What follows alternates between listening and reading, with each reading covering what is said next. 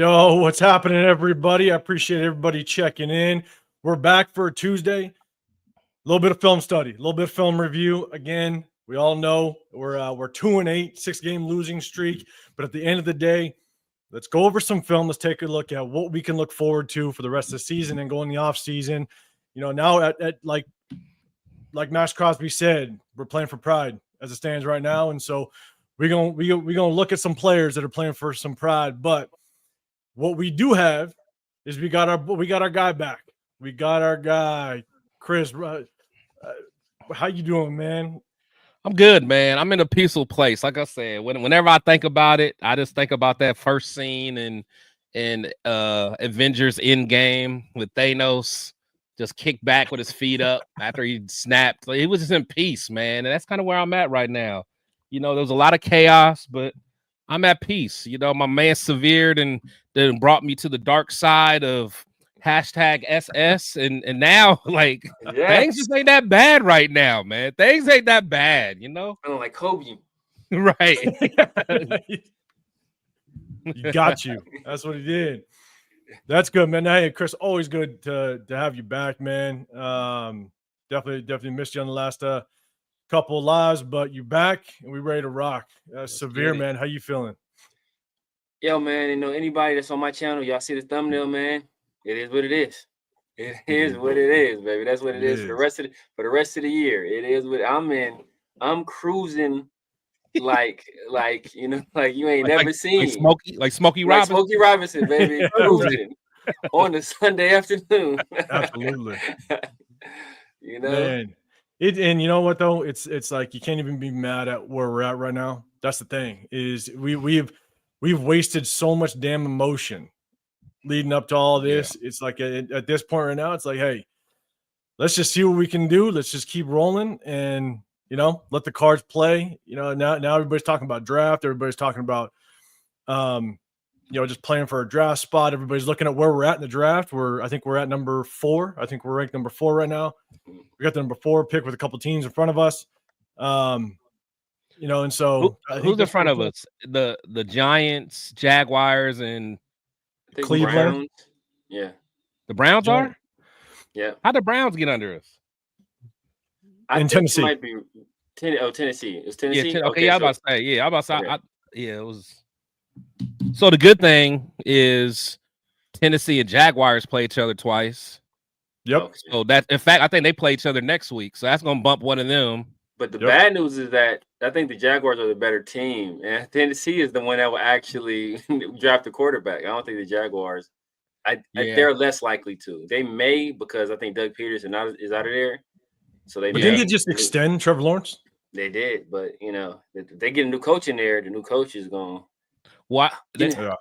I keep hearing the Belichick rumors there.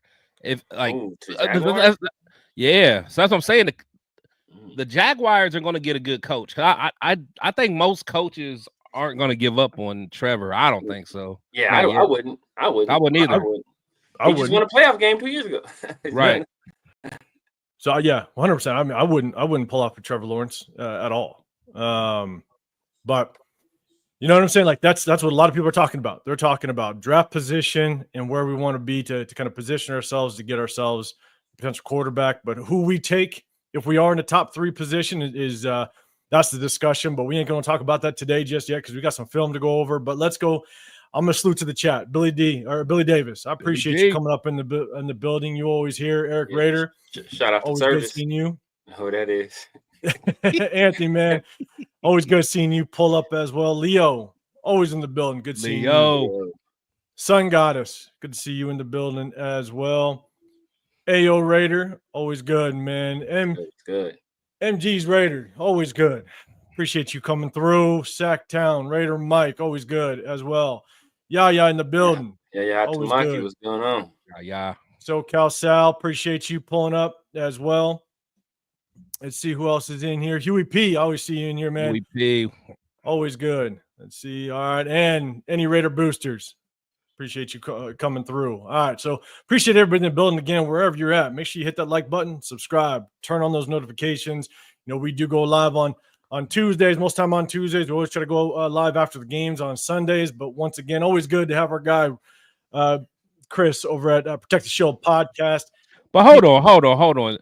Uh-oh. Shout out to Leo, man. You see Leo's Thanos comment, man? It is true though. It is true. I like you ain't got to burst my bubble, man.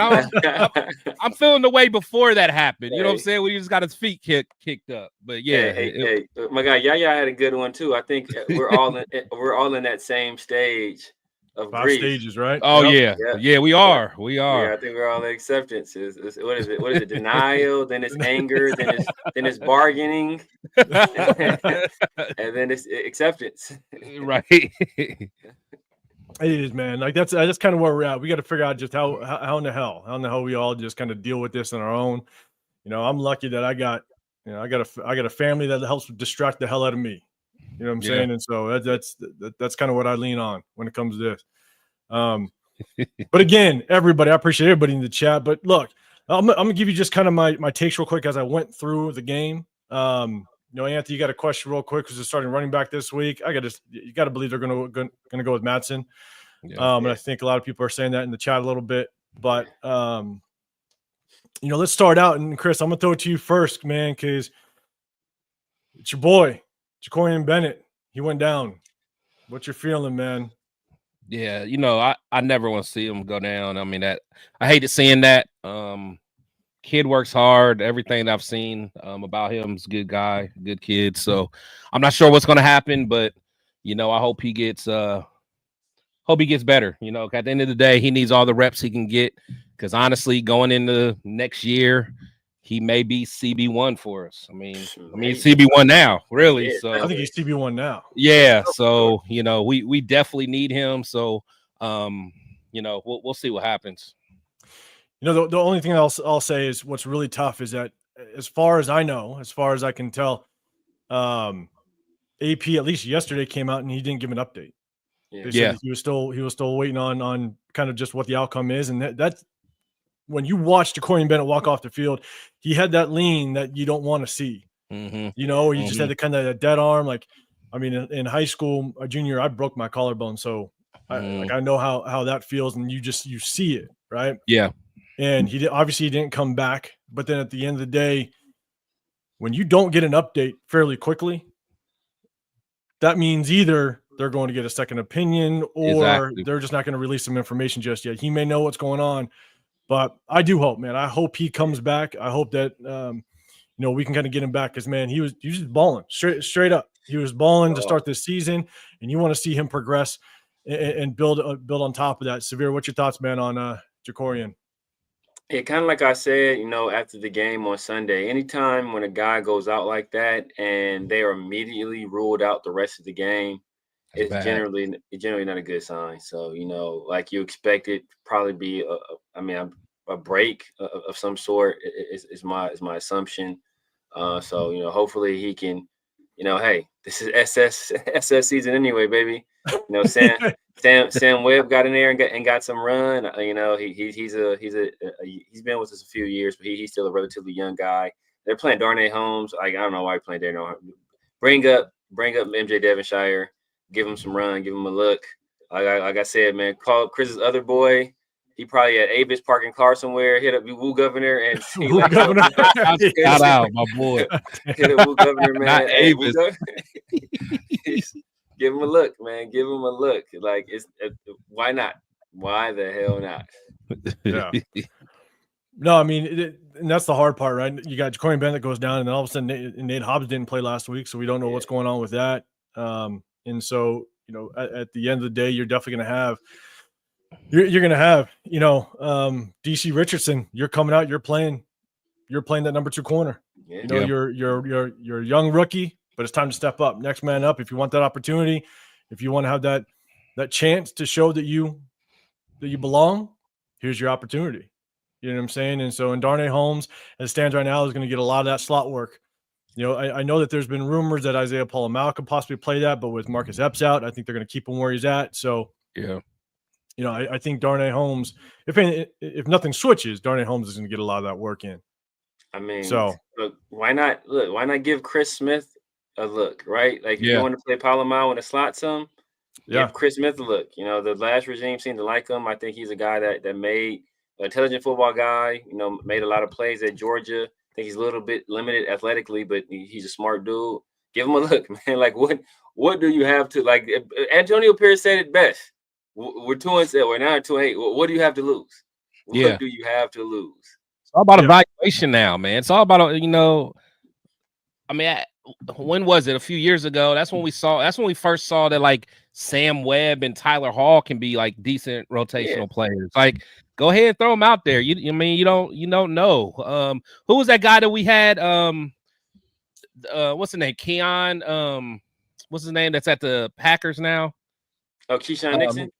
Keyshawn Nixon, yeah, like that's right, yeah. Because I remember, like he was like way deep in our depth chart, and he never even played. I know he was returning kicks for us, and then I think eventually he got to play.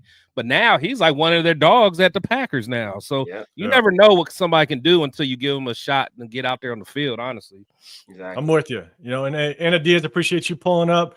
And Sacktown Raider Mike, it's always good seeing you in the building as well. Again, everybody, make sure you guys hit that like button wherever you're at. Subscribe, turn those notifications on. But again, Chris, I want to give you your opportunity to talk about your boy Jacorian Bennett, because you were someone that was really high on him going in the offseason and going into this. And so, I mean, you basically called it. So you got to, you know, give credit where credit's due. But talking about the offense real quick, and we'll jump into the film. But offensively, I think we went extremely pass heavy. We had 43 pass attempts to 16 rush attempts. And it makes sense, right? You have Scott Turner, passing game coordinator. I think he was definitely, without question, going to try to gain some momentum through the pass, because that's what he's used to, and that's what he basically coordinated. Jordan Meredith, I'll be honest, he looked really good. I do think that he's probably the future of our guard position, at least on one side. Dylan Parham, he struggled. He struggled a little bit, and we'll kind of watch that in the film. I do think Colton Miller is a little bit back to form. I mean, he did a hell of a job. I don't think he's given up a sack since week 6. I think he's given up very minimal pressures. You see him a little more live in the run game. You'll see it on the film. And so I think Colton Miller is kind of coming back to form. One thing I liked about Scott Turner is that he kept things very basic, very simple for Gardner Minshew. Now, he didn't run a lot of RPOs, which I was a little I want to see him still run RPOs, but I don't know if that's Scott Turner's game. I know that's what Minshew's good at. I just don't know if that's a lot of what Scott Turner likes to do. But you can tell, again, we'll go over in the film, he kept things very, very basic. And I think it may have helped Gardner Minshew a little bit. Scott Turner ran a lot of rub routes and pick routes, which is something that we haven't seen early in the season. And again, I'll show you some clips on it, but definitely ran some more rub routes, which I like to see. It just helps with getting guys open. Yeah. We had Michael Merriback. He definitely looked a little rusty in the run blocking game, but he picked it up kind of towards the tail end of the game. Again, I'll show you some picks, some clips on that. But that's the offensive side. Before I jump to the defensive side, Severe, any thoughts on the offense as you saw it on Sunday? Yeah, it's the Brock Bowers show at this point, man. You know, it is the Brock Bowers show. And there's no reason for it to be anything else but that. You know, I would like to see Mayer get some more targets in there. I would have liked to have seen that. But other than that, you know, it's his first week back. Extended absence. I know he said he was doing 2-a-days, trying to get himself back in shape and lifting a lot, trying to get ready. So, you know, it's just not going to rust off. But, you know, going forward, like, you know, 13 personnel, 12 personnel. Hopefully we can get Harrison Bryant back. I think that's the way to go. And heavy feature on Brock Bowers and Michael Mayer.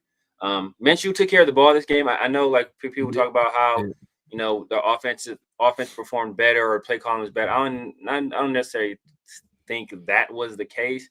I just think that, you know, Minshew took better care of the football. We still can't run. And from what I was watching, I mean, it's not completely on the running backs. There were a few plays where I saw where, hey, you know what, there were some cutback lanes, but most of the time, I got one for you. Yeah, most of the time it's just 2 or 3 guys in the backfield, you know, damn near at the snap of the ball. And I think it's more of AP talked about it post game, right? Like more communication between offensive linemen, guys missing their aiming points, not getting the proper leverage. So I think all that stuff can be fixed with some more time on task. But right now, this is just, the growth process. Yeah. No, I'm with you. Real quick, Chris, I'll shoot over to you in just a second. But salute to Young DB 94. Always good seeing you. My 2 cents, man. You in here. I appreciate you pulling up as well. We're about to go through the film. We're going to run both offense and defense. Definitely want to say what's up. Clifford the Black Raider. Appreciate you coming through, That's man. the most ironic name in the history. It's ironic, babe. We'll roll with it. Salute. But Chris, man, what was your thoughts on the offense on Sunday? Yeah. So, kind of like you said, I mean, honestly, I think Gardner, I mean, it was a more simplistic offense that was run, but I mean, he looked more comfortable. I mean, when he could. But it's just, we just don't have no weapons out there. So it's like if Bowers isn't open, it's like what can we do? I definitely JPJ continues to impress me. He is, to me, I mean, at this point, he's not only to me is he the best lineman we have at this point, but he seems like the leader. Like he's more vocal. That roll on. Yeah. You know what I'm saying? Like you could see him trying to hype guys up and get guys going. So I really think we got us one, just for the long term. Get us another couple guys with that same dog mentality. We'll be good. DJ Glaze, I saw some good things, but I saw a couple bad reps as well. He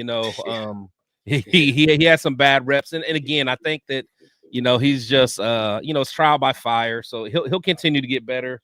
But we just have, as Raider fans, we just got to be prepared for a true rebuild. Like this, we're not going to just have one little draft and things are going to get going in the right direction. Like we really have to dig deep, evaluate every position and figure this thing out. But it's going to be a long ride, and we have to be. I know Severe always talks about expectations. I mean, he was saying that in the beginning of the season. We have to have realistic expectations. We can't every year think we're going to the playoffs and we got to really go through the whole process. So that's kind of where we're at. I'm with you, and again, I hope I'm wrong, but look, I'd say everybody kind of pump the brakes a little bit. There's a lot of people out there that are saying this offense all of a sudden looked a little more smooth, a little more crisp. And the one thing to really keep in mind is when you have a coaching change, sometimes you do have a little bit of a spark, right? We saw that last year against the Giants. Yeah. And then all of a sudden that offense went flat, and so that's kind of what we had. I think we had a little bit of a spark, but defensive coordinators don't know necessarily what your strategy is because you have a different play caller. Now they got a full game to kind of identify what you want to do. And so now they're going to scheme to it, but also I think, Chris, to your point, we have no running game. We have no deep threat.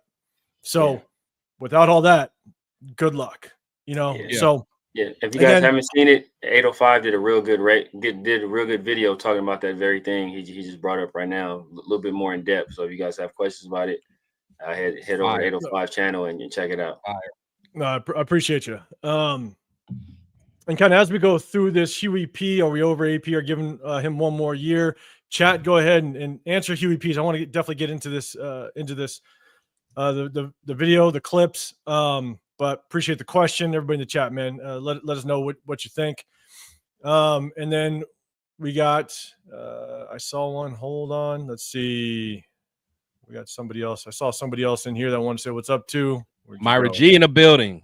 Oh, Myra G's in here. All right. Yeah, Myra G's. Yeah, it's my Rick first time. Samarano. Yeah, my first time. I don't know if you guys are familiar with it. My first time seeing him. So salute to you. Welcome. Who? Which one? Rick Samarano. Yeah. Oh yeah, that's my guy Rick. Okay, awesome, man. Salute to you. Yeah, that's from Hawaii, man. That's my guy. Yeah, sounds like it. I like it.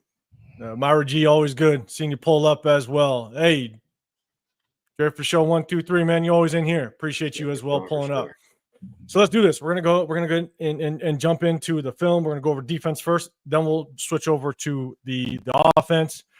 I pull these clips again, guys. If you guys do have something you want me to pull up or you have something you want to say about the play, hit that hashtag Raiders and then give me the comment. It'll catch my eye. Sometimes it is hard to kind of go through all this as the film and the chat at the same time. So let's get into it. Okay, first one. This one's Snowden. This was actually, I think, one of the very first plays of the game. Oh, yes. This is Snowden down at the bottom. Quick screen down the bottom. Yeah. Does a very good job. Kind of gets off the block, makes a play in the backfield. So I'll let it run through all the way through. Snowden comes off. Good awareness. Good Great. awareness. Good solid tackle. Field tackle. Yeah. That's nice. It's not easy to do. To be Not at all. And the Raiders are on like a 4-2-5 right there, or 5-2, 5-2-4 rather. There's 5 defensive linemen, and he's kind of like a pseudo outside linebacker, defensive end. What's really good, I mean, this is an undrafted free agent. Didn't even make our 53-man roster. No. And he's been kind of helping out this team a little bit, on the defensive side. And so elevated him, I think, after the Malcolm Kuntz injury. Yeah. So good to see him just kind of get some work out there. A defensive end playing out in space. Spillane played that well too. Like if Snowden wouldn't have made the place, Spillane was at least flowing. Yeah. I don't know if he could have made that open field. Who was that a receiver? Yeah, that was a receiver, right? Yeah, receiver. Yeah, it would have been Palomar. Palomar would have probably made the play. Yeah, Spillane, more athletic. Yeah, Spillane was Palomar was kind of a little bit more outside. All right, so this one's John Jenkins. John Jenkins in the center right here. Big Jink. Every now and then, he get him one. Right. Every now and then he get him one. Right. Good. Popped up feeling good too, didn't he? We run all the way through. Yeah. Oh, get him off. He took the back and took the back door. Pause. Yeah. But he took the back door in that one. Yeah, he did a good job. Just kind of rode that lineman down. Now, Tyree Wilson kind of popped out at me on this play in the beginning, but he basically got lucky. He unblocked. Yeah, Is this the play before a sack? So I think I think it's the play before a sack, right? He had a good play that play. Yeah, he had the sack, and then the very next play after that, he got washed. Hey, that's progress though. Man, progress. Tyree, yes. So here's the sack. So I did pull the clip. Got to give love. We talk enough crap about. Oh yeah, Tyree Wilson. Got to give love where he's at. But Tyree Wilson, he is actually down here in the interior. Let's get some Tyree. Oh! Yeah, you see him. So here's my thing.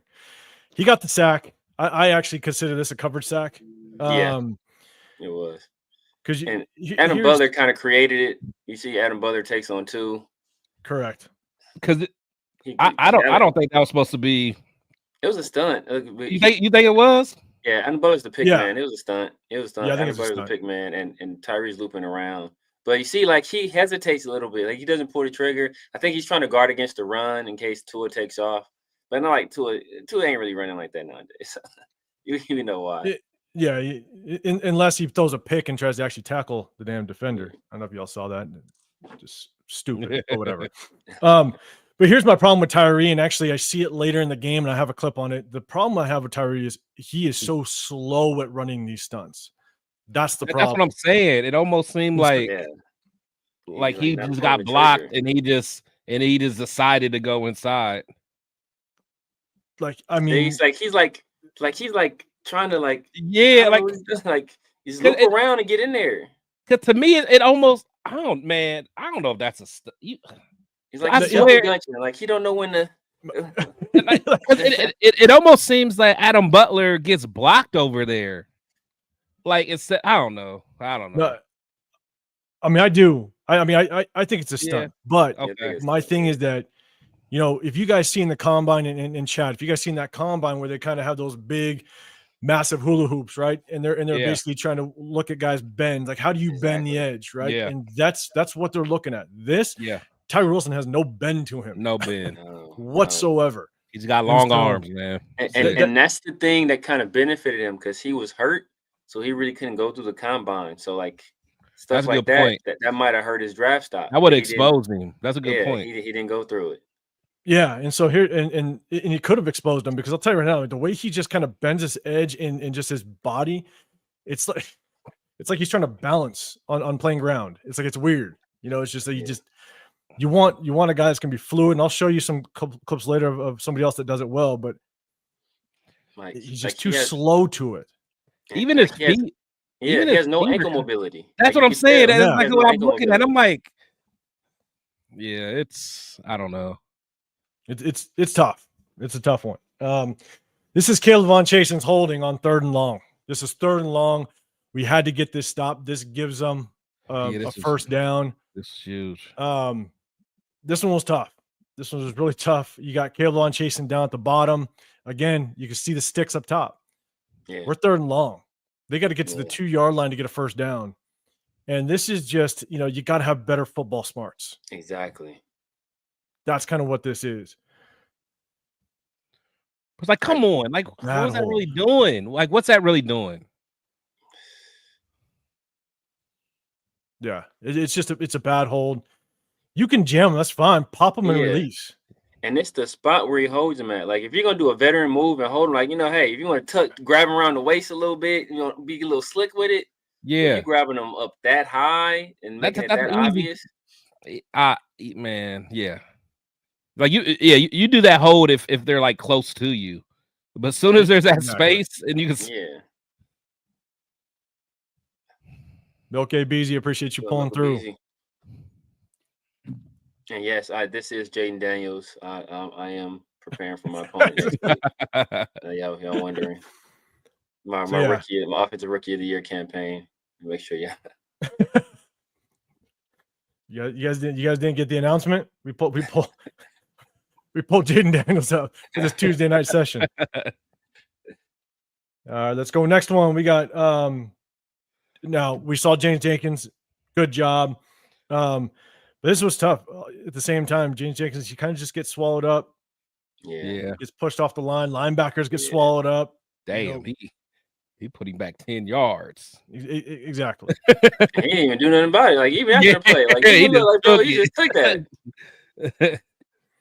Is that Eichenberg? Is that the good Eichenberg that's doing him like that? Al Maddock, what's up, man? Vote SS 100%. You already know what Al Maddock, what's happening? Al Maddock, my dog. That's tough, though. James Jenkins, we just saw a good play, but then again, this is what happens. I mean, he gets washed down, taken off the line, and then we go the end zone view. Linebackers, I'll tell you one of the things I wanted to mention, Davine Diablo, he's struggling. I think we are definitely in the market for a linebacker. No, we got to be. See, like,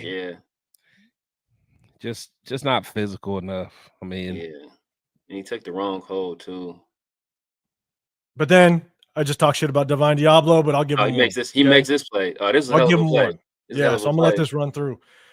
He's on the top side, kind of playing off the edge right here, and he makes a great adjustment. Sees the ball, flies, and my old coach used to call it lights out. And this is what he does. Form tackling too, perfect form. You see, he's just bop. Yeah, perfect form tackling. Squared him up, shoulder in front, so you make sure the guy falls the direction you want him to go. Sees him down here. Yeah, gotta love it. We'll see one more time just for Diablo, because we're gonna talk a lot of shit about him today. Nah, facts. See one more time. Come down line of scrimmage, full speed. I love it. Love it. Those are momentum changers, man. If you do it the right time. Yeah. He's good for a splash play, and then he makes like 4 or 5 bad ones after that. Exactly. That's his MO. So this is the touchdown play coming off the edge down here at the bottom of the screen. Bad. That's on. Who's 25? Is that DCAM? Yeah, I was about to say that's DCAM right there. That's no, so it's that lack of communication, man. Yeah, it's that, but at the same time, I think this is actually going to be more Isaiah Polamau. I think it's Isaiah Polamau's first time getting a score or a touchdown scored on him. Yeah, this is his first time letting up a touchdown pass. Yeah, but you got to make. Maybe he's responsible for making a call there, but with that motion, he's not going to get there in time. That's what they have to switch that. They have to switch that. You got to switch it. DCAM should take that guy, and Polamau should. All three of them were confused. Cause even watch Morick. Morick. It's he looked like he started leaning outside. Yeah, like he wanted to go that way. Yeah. It's like to me, it's just bad communication. Yeah, see, and it might have been a situation where maybe Palomar was yelling, I got it. And then, he don't got it. Well, so it's tough, though, because this is what happens when you have potentially a rookie. Jacorian Bennett goes out. Maybe Jacorian Bennett plays that a little bit better. Yeah. And so that's what happens. When you run motion and now you force defenses to have to communicate. If they don't communicate, you can catch them slipping. You know what I'm saying? And that's kind of what happened. But Tua had two options, though. Yeah. He had was that Waddle? Tyreek Hill. Yeah. Oh yeah. Tyreek Hill over DC Richardson. Tyreek Hill. He slips right into the slant. Hill. Waddle too. Sorry, Waddle. No, my bad. Yeah, I'm saying Waddle. Yeah, because I think Trevon would have been there for Tyreek, but Waddle. Waddle. You could hit him, bang. You got this right here in the back of the end zone. But that's what I'm talking about with Spillane. You see Spillane sees motion and he bites. Spillane should be there. Yeah. That's Spillane's responsibility because he sees motion and he bites. As soon as he sees that action, he starts biting. But guys, all this is just these offensive coordinators watching film on our previous games because this happens every time. Every time when they get motion and when we should switch. I mean, these are the same concepts we've been seeing all season on our defense. And this is where, I know we talked about on Sunday, I talked about Patrick Graham, how the numbers kind of don't bear out that he's not doing a bad. I know a lot of people think he's doing a bad job. He's overrated.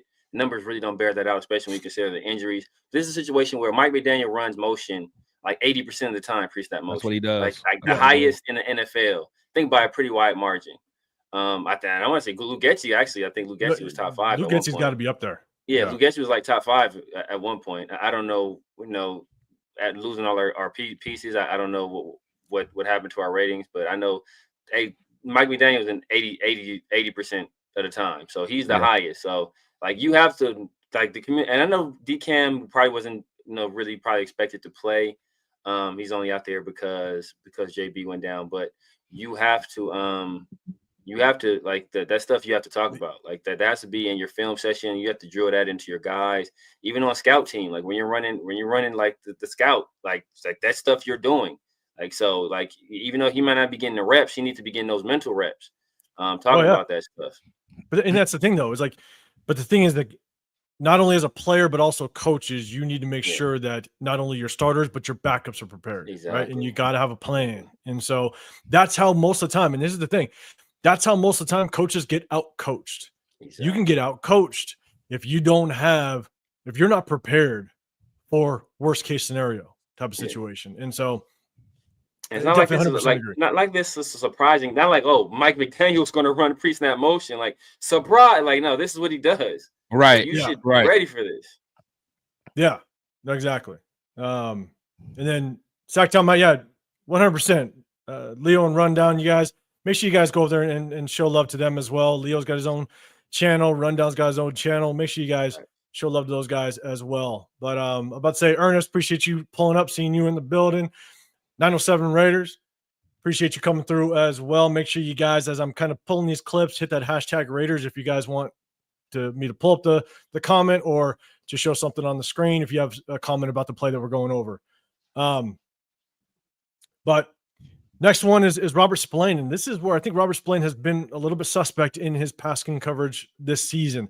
Last year, he had a lot of picks. He did much better, but now we're kind of seeing a little bit of fall off. And this is where my concern is I don't know if he's just kind of slowing down. His reactions are getting a little bit slower, but you'll see a little bit of, you got Tyreek Hill, I believe it is, that crosses his face, kind of sits in the middle. Who's that? That's not Diablo right there, linebacker. Who's that? No, that's Bernie. Amari Bernie. Hey, I ain't mad at it. So here's the thing is Spillane, he as a linebacker, right? As a linebacker, running back's not to your side. So you're not necessarily worried about that. That's Amari Bernie's guy, even if you're in zone. But as soon as you indicate that it's pass, your head's got to go to your first threat. Your first threat's the closest receiver. Yeah. And the thing is that it just looks like Spillane's constantly just drifting into space. He's not necessarily trying to attack or get hip to hip to the guy that's in his zone. He's just drifting into space. And Tua did a really good job of just getting the ball out quickly this entire game. Yeah, Spillane just kind of lets him lets him kind of cross his face. And so I just want to see Spillane just kind of get a little more physical when guys go to cross his face close enough to where you can kind of get your hands on him. He just kind of lets them be. And that's the thing we talked about with Diablo too. Like when a guy's in your zone, like put hands on him, like reroute the guy, make him, like throw off that timing. These are timing routes. So he pushes him a little bit there. Tua has to hold that ball that split second longer. Maybe you're able to get a pressure, or sometimes maybe that's all it takes to get a sack. So we see that same issue with Diablo. So if we're saying it with Diablo and with Spillane, that goes to coaching. That goes to coaching. And Amari Burney is out there, Jared, for sure. But I like your other question or your other comment covering grass. And 100%. I mean, that's one of the things that when I coached, I'd coach defensive side and I say, look, don't cover grass. Yeah. You know what I'm saying? Like, don't be sitting in grass. And basically, you look at Robert Spillane, my biggest key is watch his head. As soon as the ball is snapped, the running back leaves. If the running back leaves, there's no threat to run. Tua's not going to run the ball. No. You know what I'm saying? Right. And so your head should snap to your closest threat. That's the biggest thing. Ball snap your head to the closest threat. But what happens is, for some reason, Spillane's eyes continuously lock into the backfield. When you look in the backfield, you don't know what's going on around you, what's going on in front of you, what's going on behind you. And so he's just got to do a better job. Snap your head right there. Snap your head to your first threat. He should snap it to number 3, step in, and just reroute him. Just a little bit. Yeah. Who's that? Who's that right there? Who's that there? Oh, I'm trying to figure what is he point? Is he? I mean, I'm trying to give him some grace. Maybe he's trying to communicate with Bernie right there. Bernie's, maybe that's his first snap. Trying to let him know he got Jonnu on that play. Yeah, that's giving him grace. But so maybe being out there with the guy that doesn't play often, that kind of he's trying to really make sure he communicates. Yeah, could be. But still, though, like you said, the guy crosses right in front of his face. Yeah, you gotta crosses right in front of his face. But the thing, you'll see it if you at least, if nothing else, bump him. If nothing else, get him off his route. Yeah, Yaya says the same thing. What's Spillane pointing at? But that's the thing, man. As a linebacker, running back leaves the backfield, snap your head to the first threat. That's what you got to do. You got to understand and you got to know where your first threat's coming from. And he just had his eyes stuck in the backfield. So if Spillane plays that right, he would have held up Tua, and I think Adam Butler had a great rep right there. Yeah, Adam Butler had a great rep earlier on that screen pass that the Snowden had. He had a nice hand swipe. He was in the backfield quick. Even right here, his hand work was good. Oh wait, this is a different play, isn't it? Yeah, it's a different play. I just switched it. But again, hey, shout out to everybody in the chat. I appreciate you guys coming through. This was the fourth. This is the first fourth down, I think, that that Miami went for. This is the fourth, and I think it was like 4th and 2. This is the little crosser, Tyreek Hill. Jack Jones is locked up on him. Tyreek Hill just kind of gets across the field. I kind of put this one on Patrick Graham a little bit, to be dead honest with you. So you have the motion. The motion instantly indicates that is man. Man. Yeah, man. So now you know you're man to man, right? Yeah. You get Tyreek Hill in the slot, which is one of the hardest things in football to do, is defend a speedster in the slot, because now he's got the entire field to attack. Yeah. So Jack Jones doesn't know where he's going. You got to help out Jack Jones, whether it be Spillane. He's locked up on here on this running back, but man, drop an interior defensive lineman. Drop an interior defensive lineman. Tua's not going to run the ball. Yeah. You know what I'm saying? That's so at least, someone opposite of Jack Jones, Tyreek Hill, whether it be Adam Butler, have him take a step, then drop. Let Jack Jones know you got help on the inside. But we play just straight man-to-man. Tyreek Hill gets free. Yeah. It's an easy first. Easy. Yeah. And Jack Jones played that about as well as you can play it. Exactly. I don't put it on Jack Jones. Yeah, I'm not mad at that. Yeah. I mean, look at this space. Yeah. You're going to give Tyreek Hill. You give Tyreek Hill a two-way go and on the opposite hash in man coverage. It's like, yeah. So That's tough. Again, I don't put that on Jack Jones. Tyreek Hill is one of the fastest, quickest players in the NFL. Yeah. You got to help him out a little bit. At least allow him to play leverage to one side. So let me go. Now, one guy that actually played pretty well is Lalu, the defensive tackle, number 96. He actually did pretty well. Lalu's down. I believe he's up here on the top. He gets double teamed and still is able to kind of fight through it and gets the stop. Yeah. Oh, I like Where that. is he? Yeah, I see him right there. Is that 91? Yeah. He might be down here. 96. I'll show the end zone view. Yeah, is that nice? Is that him? 96. Right. What number is Matthew Butler? Like 96. So that's Matthew Butler. So that's Lalu's 91, right? Let's see. No, sorry, Matthew Butler's 91. 91. Okay. It's a good rep. It's a good rep. Real good rep. Real good rep. Basically, two gapped it. You know what I'm saying? Let me go. Sorry, I'm gonna go to the end zone view. Easier to see. He basically two gapped it. I mean, he was able to kind of attack the this shoulder of the center, kept his eyes open, was able to adjust, crosses his face to make the tackle. Yeah, no, that's good. Yeah, he did. Yep. It's good. It's a nice play. Impressive. Good job at Matthew Butler. Got to give credit where credit's due. Hard to Lalu. This is Jack Jones tackle here down below. Nice. Good job just seeing it. Yeah. There's one thing about Jack is that you can tell Jack watches film. He understands tendencies. He does. Yeah. He does. You can that's one thing I can give him props for. Like even like the pick he had on the Chiefs, the pick he had last year against the Chargers. Oh, yeah, that's the pick he had earlier this year. Like he understands. That's all film study right there. It is. So you got to give Jack Jones. Now, the one thing that as soon as I saw it, I'm like, oh shit, watch out for them trying to beat him on top. If he's going to play that aggressive, wait for that fake handoff, fake that little bubble or slip screen and kind of hit him on top of them. They attempted, but they weren't able to pull it off. Yeah, good job by Jack Jones. This one's Adam Butler. Adam Butler with the run stop. I believe he's actually right here in the middle of the screen. Is that Matthew Butler at D end? Yeah, that's a heavy front right there. It is. It's like Matthew Butler. I see Matthew Butler. John Jenkins, Adam Butler, Snowden. They're running 5 defensive linemen again. So yeah, three tackles. But I like Adam Butler's get off. What's up, Kev?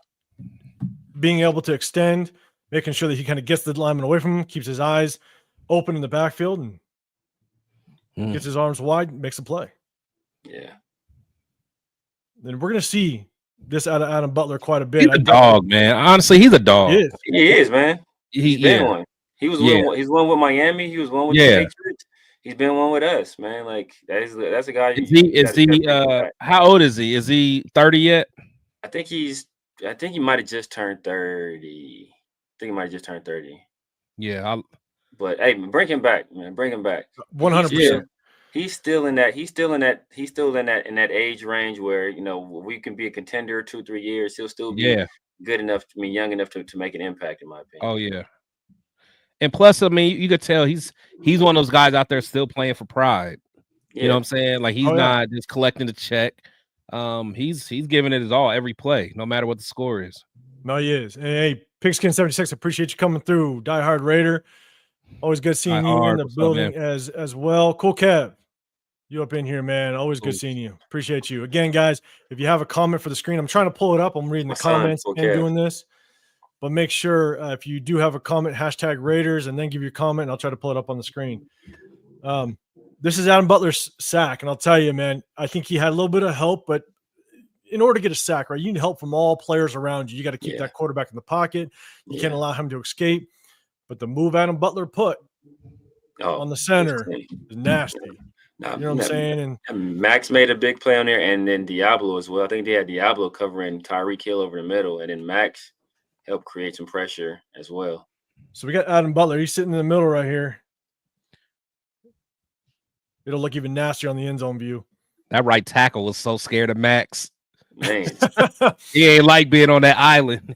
nah, at He all. did not like being on that island with Max. He was not playing. So you got Adam Butler here in the middle. What I really like about this is, one, he kind of just shook him, right? He shook the center a little bit. Yeah. But what he did was he got out of his lane and he got his leverage back into the lane. I mean, he kept in his passing lane, which is very hard to do, but two, that's just a very disciplined defensive lineman. Exactly. And so you'll watch it here in the middle. Gives a little shake, leans back in. Yeah. Gets back in his lane. Yeah, he got his Iverson on right there. Yeah, for sure. Hit him with the shimmy. But you can see they thought he's looking for Tyreek. He wants Tyreek right there. Yeah, he couldn't do it. He couldn't get to him. He couldn't get it. And then we did a good job on in the back of the end zone as well. Everything was pretty covered up too. Jonnu Smith, I think that looks like he might have been free, but then Spillane gets enough. Yeah, Spillane made a nice play. But this is what I'm talking about, right? You have it's what we could have done when Jack Jones. Jones, give him some help in the middle. Exactly. When Jack Jones had to guard Tyreek Hill 1-on-1, you got Divine Diablo that drops off to take this crossing route. That those type of things, you want to help out your players, especially against a guy like Tyreek Hill. But great job, Divine Diablo, picking up the crosser.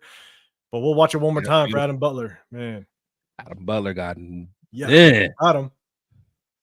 That's nice. That was good. Just fundamental defense, all phases.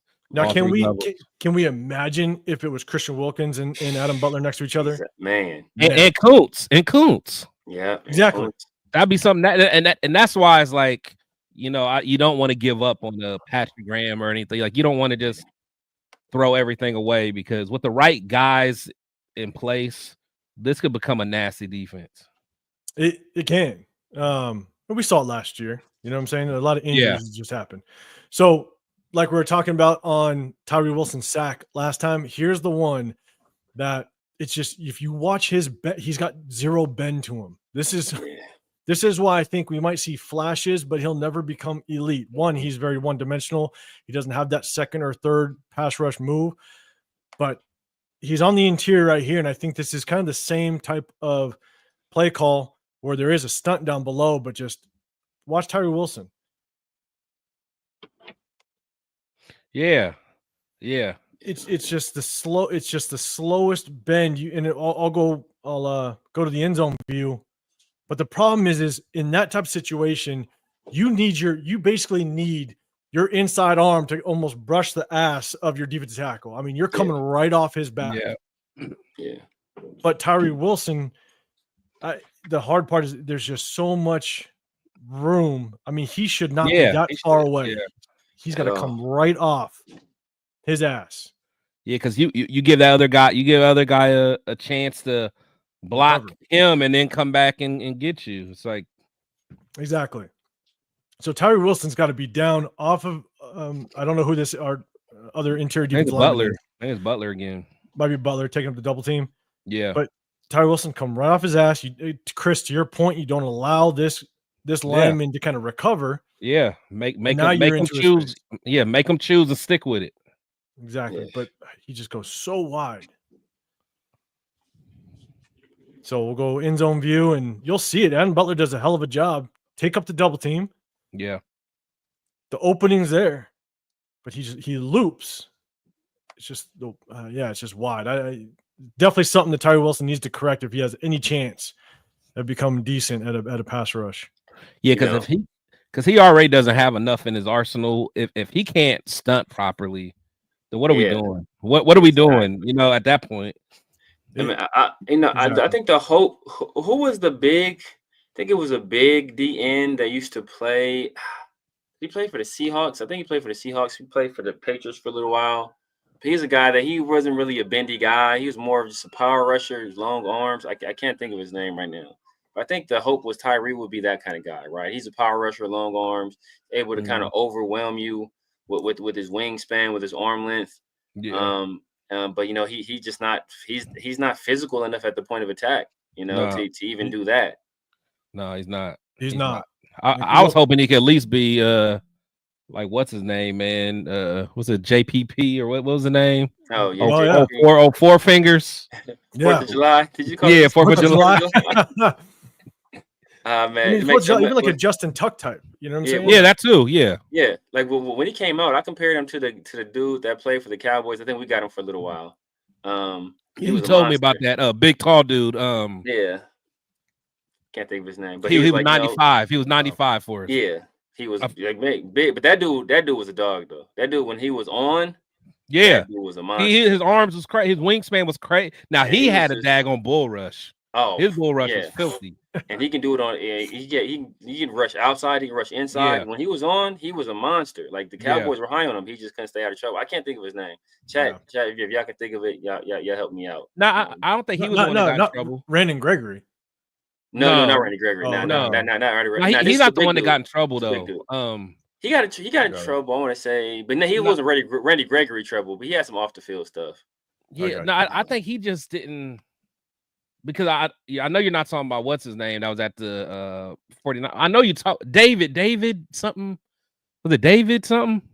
David. It was David something. I remember. It is David something, I think. Dang, I thought I did my pick. Well, after we picked Tyree, I basically said that's kind of who I compared him to. You know, if I see that him high or low. Physical freak. Yeah. Hey, real quick, Jonathan Studios, appreciate you pulling up as well. Raider Way.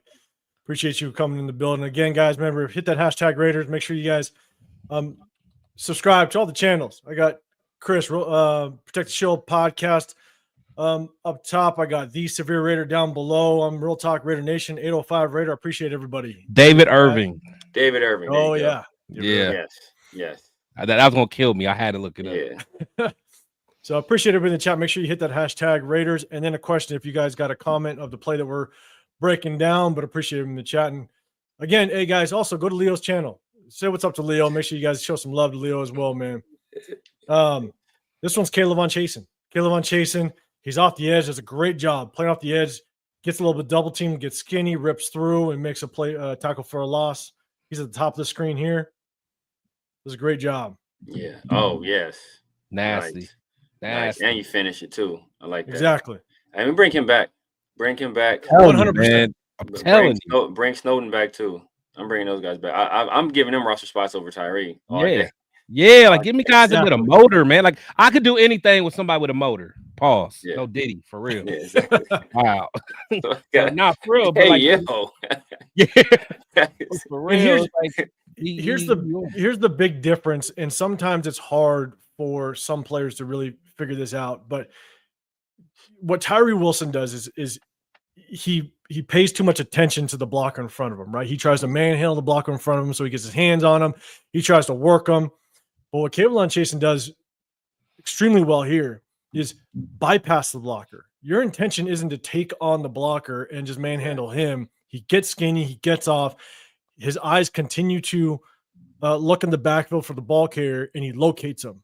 You know, and that's one of the things that defensive players, if you're going to excel, if you're going to be, you know, one of the top tier defenders in this league, you need to understand you bypass blockers. You don't mess with blockers. You bypass them, and you keep your eyes in the backfield, and you track that ball carrier down. And you did a hell of a job doing it on this one. But you know what, man? Like that stuff. Like I have a 5-year-old that's playing football right now. That stuff I'm teaching my 5-year-old. Like, man, like, you know, like don't be over here dancing. This ain't no slow dance. It's like, right. Your job is to get past that guy. Whatever you have to do to get past him. Shed the block, locate the ball carrier, go attack. You might not make the tackle, but go after the ball. Don't be sitting there slow dancing with no blocker. That's not gonna do nothing for you. And at that point, he's done his job. He won. Yeah. Get past the guy. So, you know, that's stuff I'm teaching a 5-year-old. Like Tyree is, you know, bro, you're a grown man. I know your facial expressions lead me to believe that you're a couple of French fries short of a Happy Meal, but you know, hey. Hey, Sacktown Raider Mike, yeah, we kind of went over that earlier in the video. So when we're done, man, go back. We definitely talked about just what we think of Scott Turner's offense versus Luke Getsy's, but kind of what to expect about Scott Turner's offense moving forward. So we definitely covered that in the beginning of the video. So definitely check that out. But, you know, Severe, to your point, right? It's hard to teach the younger kids to do that. But at the same time, it's also doing it in a way where you know where your help is, right? Caleb on Chasing knows that he's got the edge. And so he understands that the help is on the inside of him. So he can fight as much as possible to get to the outside. And if the runner makes the wrong move, or if your help is doing their job, they're going to force him to him. They're going to force the running back to him. So it's not just bypassing, it's also understanding where is your help. Exactly. Right. And so sometimes you're just a force player. Sometimes you're out there, you're just a force player. Your job is to, hey, I'm not out here to make a tackle. My job is to occupy this guy, force him back inside. I know I have help inside. Yeah. And this is Divine Diablo's liability in the run. Told you we kind of point him out a couple times, but this is definitely a liability with him. I mean, not exactly sure why he's farther than our safety at this point. Yeah. I mean, I understand he's got a lineman in his face, but fight through it, rip through it, dip underneath, whatever you need to do. Yeah, bro. Like why you playing with that guy? Like Adam Butler shook that same dude, bro. Like badly. Get around that guy. So I'm not gonna spend too much time on that, but that's just kind of what Divine Diablo has been doing a little bit here and there. That goes to desire. If you want to be in there and make the play, you're gonna find a way to get around that guy. You're gonna get in there. Exactly. You got to have a nose for the ball. This is third quarter now. Third quarter. This is a long run. We're still in the game. We're still battling, but unfortunately, we let them rip off a long run. And this is something that we need as a defense to kind of just get the stops. Yeah, man. It's just nothing but missed tackles. Who else missed a tackle? Somebody missed a bat. Was that Diablo again missing a tackle in the middle of the field? I think that was him again, bro. Like, what are you doing? Or maybe that goes off this way. Maybe that was Merrick. Maybe that was Merrick. Salute to my dog, AGNB Day. Let's see. Oh, no, that was Jack. Jack. Oh, no. Jack. Another business decision? And Palomile. Jack and Palomile. Yeah, I was about to say. Or was that number? Who's number 30? Is that Harper? No, that's Darnay Holmes. But I don't think that was 30.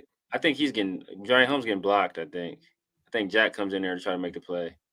And he misses badly. And then Palomile misses too. Yeah, Palomile, yeah. And then, Decam, man, that's athleticism by Decam. It's some speed. He turned the Jets on. Yeah, because he's the top side corner, so he's on the opposite side. Yeah. And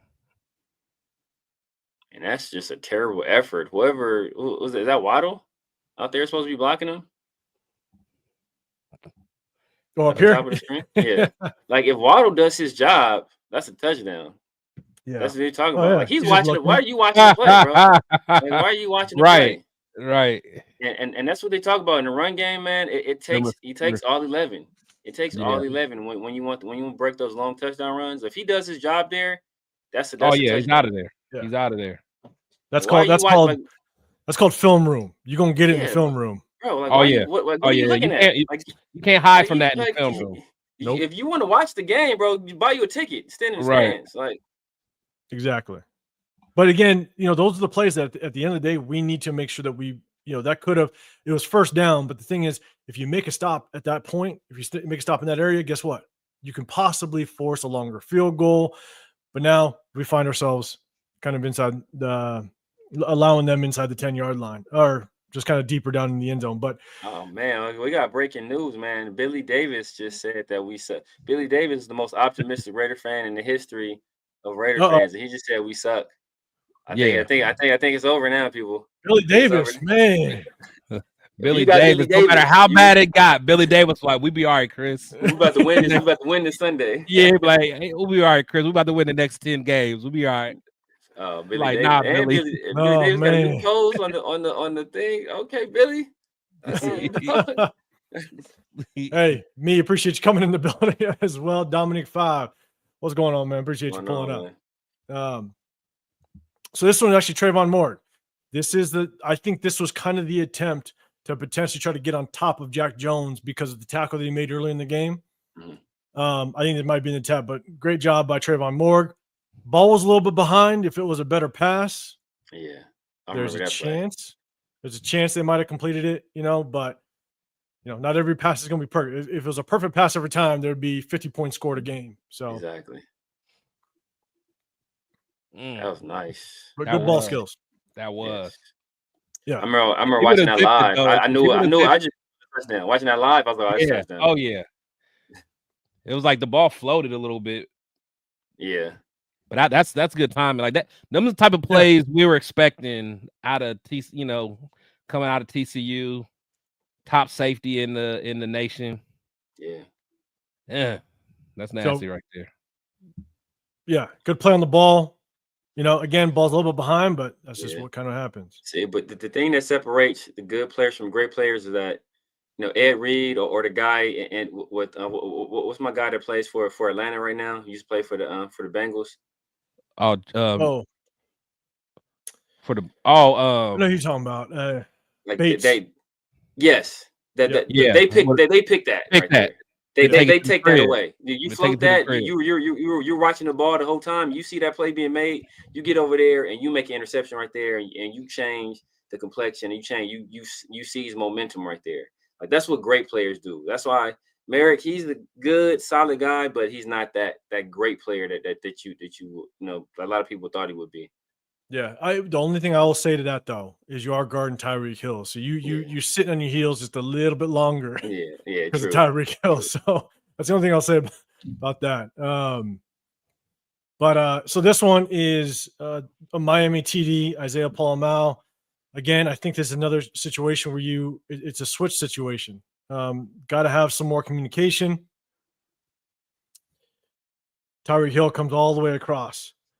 But you kind of see it with Trayvon Moehrig. That's just hard to stop. That's just hard to stop at that point. Yeah, you give him that much time. Yeah, that's a scramble drill at that point. Look at Tyree. Look at you, bro. Look at you, bro. Look at you, bro. What are you doing? I got the end zone view. Let's see it. Yeah, that's nasty work. Like, bro, you gotta make that play, man. Is he down here? No. Yeah, that's him. Oh, yes, him. Yeah, he loops all. Look, make that play, bro. You got them long arms for nothing. Got them long arms for nothing, bro. Make the play. Another wide ass bend and lose. Why lose your feet? But you know what though? That wasn't that bad of a stunt though compared to the last. No, that was actually got around. Yeah, that was that. I'm not mad at that stunt. But still. But I get you though. Yeah, you gotta make that play. You gotta make that play. Man. But you see kind of Trayvon Moehrig, right? He kind of waves it. You got a crosser with Tyree Wilson. You got Trayvon Moehrig here. He kind of waves it. And Isaiah Paul-Mal, the hard part is that his head just doesn't look inside, right? If he looks inside here, you got this guy. DC Richardson's got him manned up. That's fine. Yeah, step up. Isaiah Paul-Mal, you're in space now. Yeah, you're in space. You're on grass. You got to find the next threat in the zone. Yeah, get your head inside. If you lock him up, we got Tua's. I mean, he could take off and make him run. Make him run. He don't want to. Yeah, no, he don't want make to him run. But I think Whatchcall has a beat on him right there. So even if he takes off and run, he's not going to score. I don't know what the down and distance is, but who was that right there? That's Darnay Holmes is right there. He's not about to outrun Darnay Holmes. So Darnay Holmes has an angle on him. He's not going to outrun him. Oh, I don't know. I don't know. But the thing is, like, yeah, that's giving up a lot. I don't know why Isaiah Paul-Mal. I mean, it's just weird. I understand he kind of got out of position, but he ends up jumping behind this route, which if you just get on if you understand that your corner is locked up one-on-one, so you get your head on a swivel, you look for the next threat coming in, and he jumps behind it and just takes himself out of the play. Yeah. That's tough. I mean, again, lack of communication. We need the communication. This is Darnay Holmes' tackle. He's up here. Yeah. Got to give him a little bit of love. Good job coming up on the tackle. It's a good tackle for loss. Oh, yes. Nice. Nice. Adam Butler helping out. Yeah. Adam Butler does a good job. He's down here too. But you got Darnay Holmes come in. Adam Butler comes down. I mean, I want to point out Darnay Holmes, but look at Adam Butler's motor. I mean, just watch this guy. Nonstop. I'm telling you, him next to Christian Wilkins next. I mean, that's going to be. I like seeing Bernie out there too, man. Like at this point, I'd rather see Bernie out there, man. I'd rather see coming Bernie downhill. He's coming downhill. Yeah. Good call, Severe. Yeah, he's coming downhill. Yes. Boom. He seasons going like that. That offensive lineman had no chance. Exactly, because he wants to make the play. He's looking to make the play. Yeah, you got Amari Burney down here playing downhill. He sees it. I mean, look, dude, you're going to beat Spillane to the point of attack. If the runner cuts up hard, you're going to beat Spillane to the point of attack. Like that's impressive. Yeah. Let me ask you guys this, man, because especially you, 805. I know you've been in the coaching. Since when have they started doing that weak little toss, but it's like an inside toss with the running backs? Yeah, I absolutely hate that. I hate that play. So that all the toss does is it gets the defense's momentum going one way. Yeah. Mm-hmm. They just try to flash that they're going to toss it outside. So you try now the edge. Back. Yeah, now the defensive end has to stretch. Now the linebackers start flowing, and all they're doing is looking for the cutback lane. Yeah, that's all they're doing. I absolutely know. It's a form of. I feel like they just started that. I feel like that's new. The toss used to be like try to beat the guy to the corner. Outside, to the outside. Yeah. Maybe I'm just old, man, but I like the old school crack toss. Yeah, that's what I'm talking about, man. Like, I've been seeing this little inside toss. I'm like, what is this, man? I hate it every time I see it. Getsy does it a lot. I can't stand it. The one thing I will say is, the crack toss back in the day. Oh yeah. Oh, that was my joint right there. Yeah, you gotta love that. But see, the thing was like I was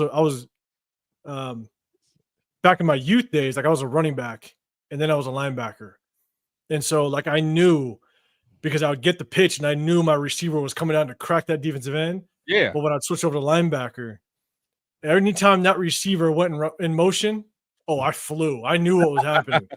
So. Yeah, it was fun. It was fun time. Good old 38 sweep. Yeah, right. 37 sweep. I love it. So this is Miami TD. They actually it's a handoff coming off the edge. And this is where it's kind of Trayvon Merrick and DC Richardson. Also Snowden, I mean, it's a handoff off this edge, and they don't seal the edge. They got to pass it down the responsibility, but they just don't get there. Mm.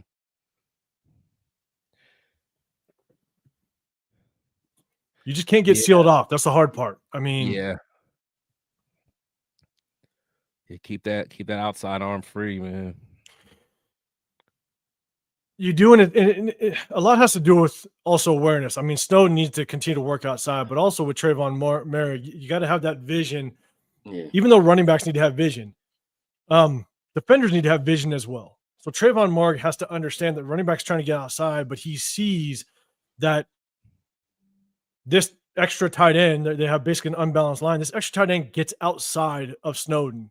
And if you see that, you need to now know you got to work. You got to work your ass outside, because if you work out your ass outside, now Snowden can work inside out. Yeah. And so everything is about adjusting to make not only know your responsibility, but help out the guys around you. But that's DCAM too. DCAM has to know he has help inside. He allows the play to get outside of him. So if he's a force player right there, if he can't go anywhere, he has to cut that back up. Correct. He has help right there. So DCAM has to. He can't, and not like the guy.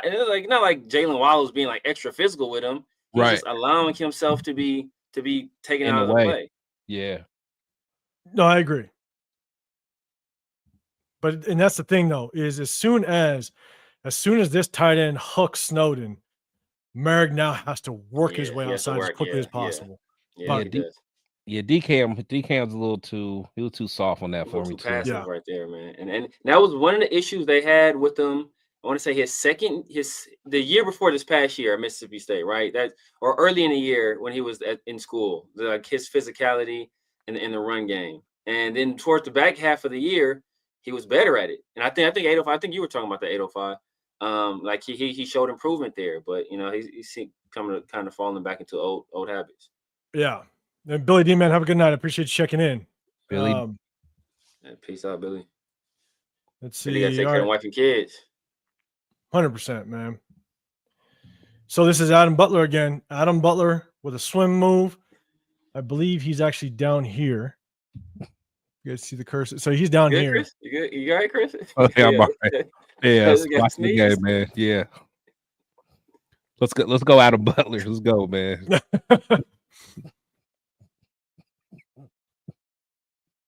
Oh, just that's what He's I like a to see. monster. That He's a dude is monster. a dog, man. Don't play with him, man. That dude is a dog, man. He is. Pay this man. Don't stop right messing around. Pay this man. Oh, look at that. Look at that.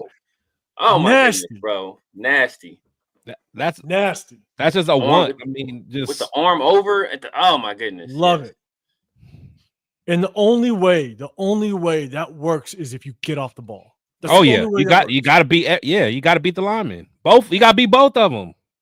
Exactly. I mean, if you're slow off the ball, if you have a slow get off, that lineman's no chance. Put his hands, his helmet in your armpit, and he's going to ride you down the line of scrimmage.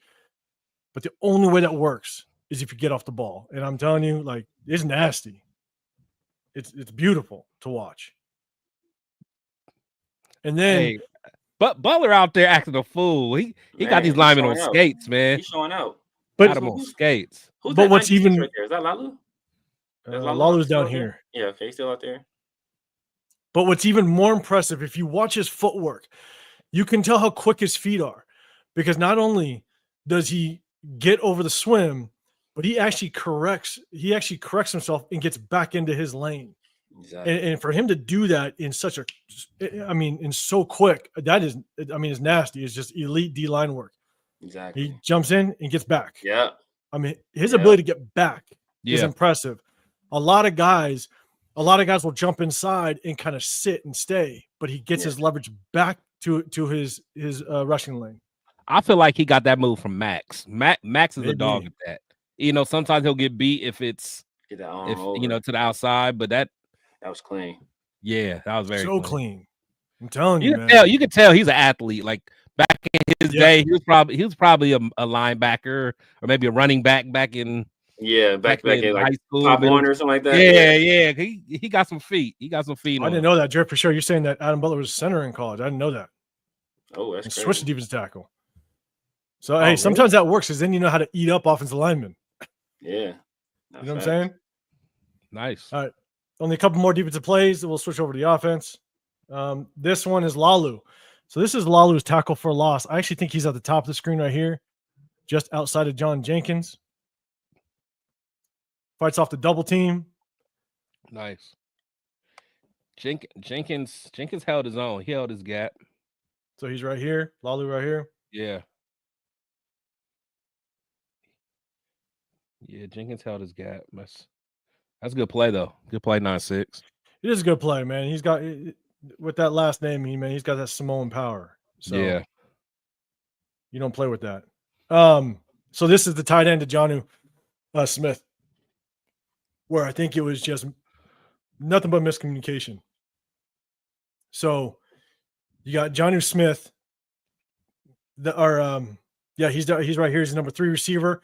You have motion coming down, and I think it's just communication. You watch Robert Spillane starts to signal down to this side of the defense. I think he's signaling down to Divine Diablo, I would assume. But Jonnu Smith just wide open. Just wide open. Ah, my God. I'm going to go back to it. It's better with the because what's view. So you see Spillane talking, but he's probably like, hey, kill that blitz. Kill that blitz. You know, you have to, because you got DC Richardson. Merritt comes over, which Merritt comes down, which kind of shows me that they're possibly in a man coverage, because everybody's locked up. Man. I'm sorry. This is man. But that's coaching. It's the same problem, man. I mean, this is stuff that we saw a few weeks ago. But are they in man or are they in zone right there? It's man. It's man. So if they're in man, then because Spillane should be following that guy then, right? But I think when he went in motion, I think that's when he was probably telling Diablo, that's you. Because it's three on that side covering 2. So if you're in man coverage, don't pass that off, bro. You're a man. That's your man. No, tell me to cover your dude. But the thing, but Merritt came down though. I think Merritt came down was gonna guard him. So here's my thing: is it's basically when motion goes over. I mean, you can pass it on just because it's linebacker to linebacker. I mean, you can pass that down because he knows he has Divine Diablo down here. Plus, there's an extra tight end on this side. So maybe Spillane now is going to lock up on this guy here on that extra tight end. So, I mean, I don't know if I want my middle linebacker possibly coming over because I don't know who this is. I don't know if this is a receiver or if it's an extra tight end. Because if it's a receiver, then I think Spillane passes this on. Looks like an extra tight end, actually. I think extra tight end, yeah. Yeah. But either way, he passed it on. But it is man. So you're locked up here, here. One Diablo. He just.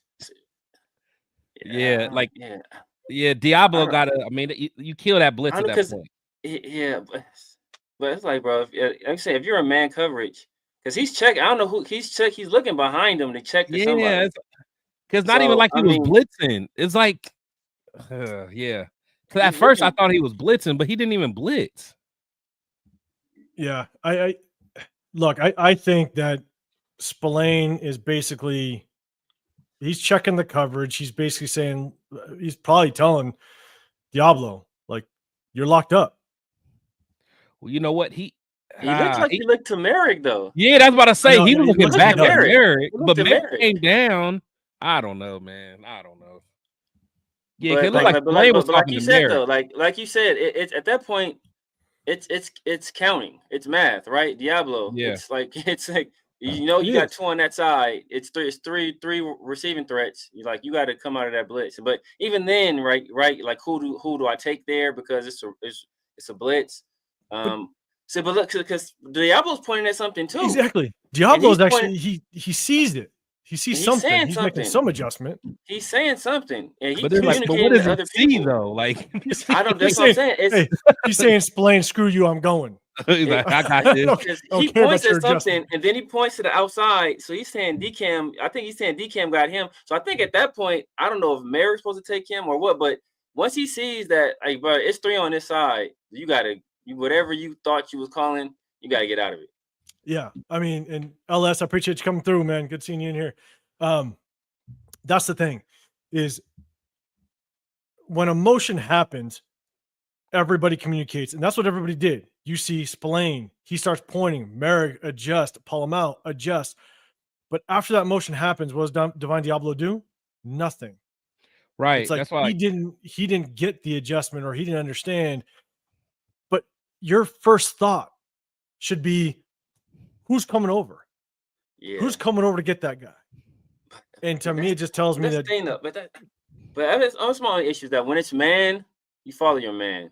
I mean, that's like that's what they do. That's why they run motion to see if you're a man. They saying you supposed to. If we locked up pre-play, this is who you got. Don't point to me and say you got him now. Like, bro, this is your man. Like what? Like But then also, let me ask you this, right? You got motion. Everybody's talking, and Divine looks like, "Hey, man, I'm going, right? I'm going." What the hell did you delay? You know what is almost just go. You know what it is though? Yeah. I wonder if they were watching a lot of film and they thought that I was going to be a bubble. Yeah, a bubble. Because it almost looks like he thought that's what was coming, and that's just Mike McDaniel being nice with his play calls. But like, if Divine Diablo no, he's going, why delay it? Just go. I agree. No, I agree. He hesitated for a second. I agree. It's hard to know exactly what the hell's going on through his head, but it's counting, man. You see, it's three on that side. It's only two. It's only two defenders. But like I said, like if it's man coverage, like because it's three on the other side, it's only two guys. So it's like, bro, it's like why is the three guys on that other side guarding two and two on this side guarding three? Yeah. Salute Clifford. Salute Clifford, man, my guy. Yeah, appreciate it, man. Appreciate the comments, 100%. And for everybody in the building, make sure you hit that like button, subscribe. I got Protect the Show podcast up top. I got The Severe Raider down below. I'm 805 Raider, Real Talk, Raider Nation. Any support definitely helps. Make sure you guys hit that like button, subscribe, turn on notifications. We do this every midweek. We try to make sure we hit you guys on Tuesdays, but we also hit you guys up on Sundays after the game. So make sure you guys hit that notification bell as well. This one is James Jenkins. Bang, right in the middle. This is the last defensive play. Then we're going to jump over to the offense. A nice little swim move by James Jenkins. I don't know how good this guard is. Yeah. He'll give you 2 a game. My boy will give you 2 a game. I like that. Give me 2 a game. Oh, man. He's right here in the middle. I don't know how good this guard is, but get off me. Telling you. He be getting up lit too. That's my guy. Man. Exactly. So we'll give some James Jenkins some love. You know what I'm saying? We'll do that. John Jenkins, no, this is last play. And no, this is last year. He like, I'm about to soak all this up. All right, man. Let's jump to the opposite side, man. Again, I appreciate everybody in the chat. I'm trying to bring up as many comments as I can. If you do have a comment for the play, hit #Raiders. You'll catch mine. I'll try to bring it up. So this is a pass play. Obviously, Minshew, he kind of steps up. And here's the thing is I don't understand why he steps up so much into the pocket. Yeah. Who was that? Was open? Was that Trey or was that Trey's down here? Yeah, was he the one that got open on a I'm guessing it was a post? Let's watch it. Yeah. But here's my thing is Minshew, I don't know. I mean, we'll watch the end zone view too, but you hit the top of your drop, right? Hit that plant step, top of your drop, settle right there. But the thing is, I mean, is that Brock coming across too? That Brock coming across and Mayer coming across? Yeah. Like, this is the first offensive play. They're trying to hit Mayer just to kind of get him going, maybe get him a little bit in the game. But why you hit the top of your drop and you basically work your way into the center. You work your way into JPJ. Yeah. Like like this guy wide open, Tucker wide open. Yeah, that Tucker out of there. Tucker gonna be out of there. You got to settle in there. Yeah, you just got to settle. You got good protection at this point. I understand you kind of get a little leverage. I'm not even mad at him stepping up though. Yeah, he just got to make the. What is you trying to do? Are you trying to do a Matthew Stafford and throw it? You trying to do a Patrick Mahomes and throw, bro? He be trying to look sweet. I told you. He tries to look extra sweet. Raider Legions, appreciate you pulling up. He tried to throw a jump pass like he Tim Tebow playing for the Gators. Like, bro, set your feet. I mean, I understand he's a shorter guy. He's still 6'1", so he's the passing. He needs some passing lanes, but you have a nice little pocket right there, bro. Just sit back there. Like, why are you drifting up in the pocket? Just sit still. Go through your progressions, hit the guy. You had Zamir on a little swing pass. You had Michael Mayer. You had Tucker. You had guys, and this is what we talk about execution. Yeah, it's you don't need to jump up into the pocket. You hit Zamir. Zamir probably get tackled by that one guy because he ain't breaking no tackles, but he probably going for 7-8 yards. Yeah. So again, we've seen this a lot, right? We've been breaking down film quite a bit, and that's the hard part. Is just Gardner Minshew. He'll take a couple of hits. He gets a lot of pressure in the pocket. I get it. Pressure, it's tough, but he just gets way too antsy. I'll show you another clip later in the game. But this one, Mayer's a little rusty, right?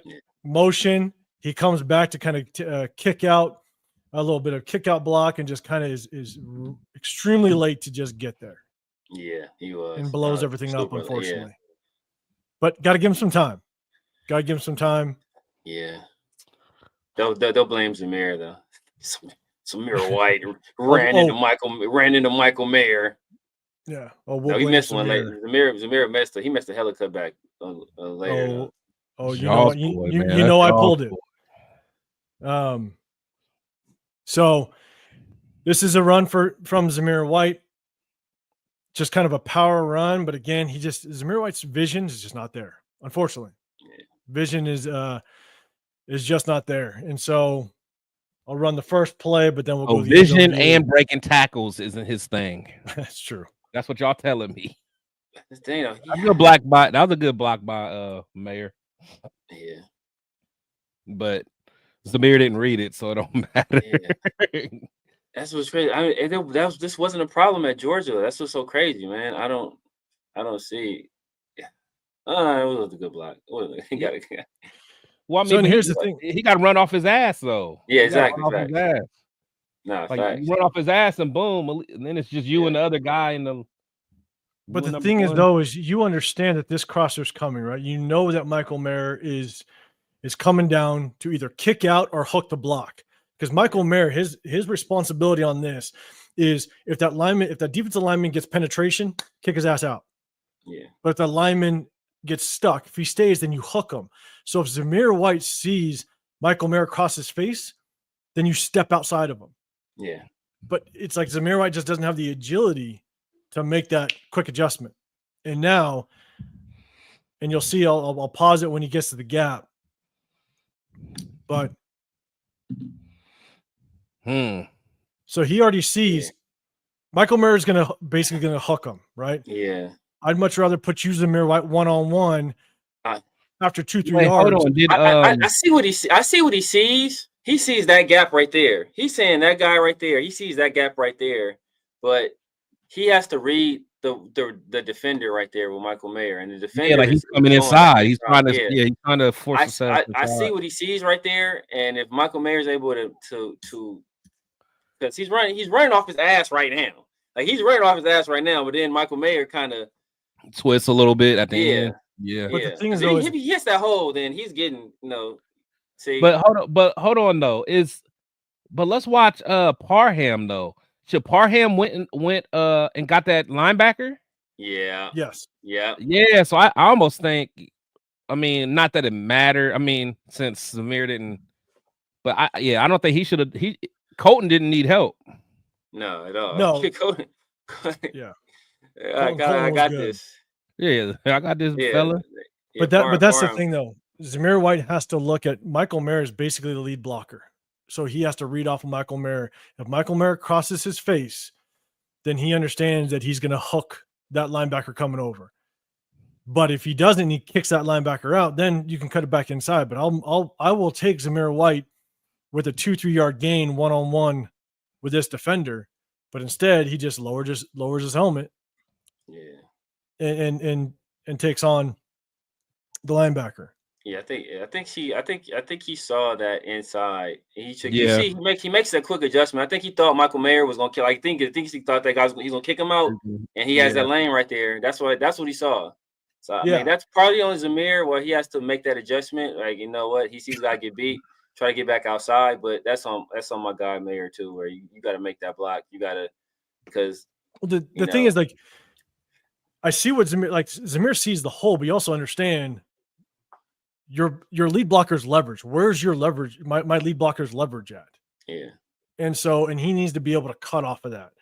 Yeah. And so, yeah, again, it's just tough. I mean, if he takes this here, if he takes it, now you're one-on-one here, and I'll take you one-on-one with a 2 yard gain. And if you just fall for 5 more yards instead of just now he's talking for no gain. Yeah, I think he is cutting off his leverage though. I think Michael Mayer is supposed to hold the point of attack right there. I think he's cutting. I think Michael Mayer is supposed to kick that guy out, and he's supposed to run through there. I think he was cutting off his leverage. That's what it looks like, because he looks like he's about to go outside, then he cuts back inside when he sees that lane right there, and then Michael Mayer gets beat on like looks like a little swim, and then that defender made a good play though. That defender made a good play. He did, but at the same time, like that's what makes the difference between good running backs and great running backs.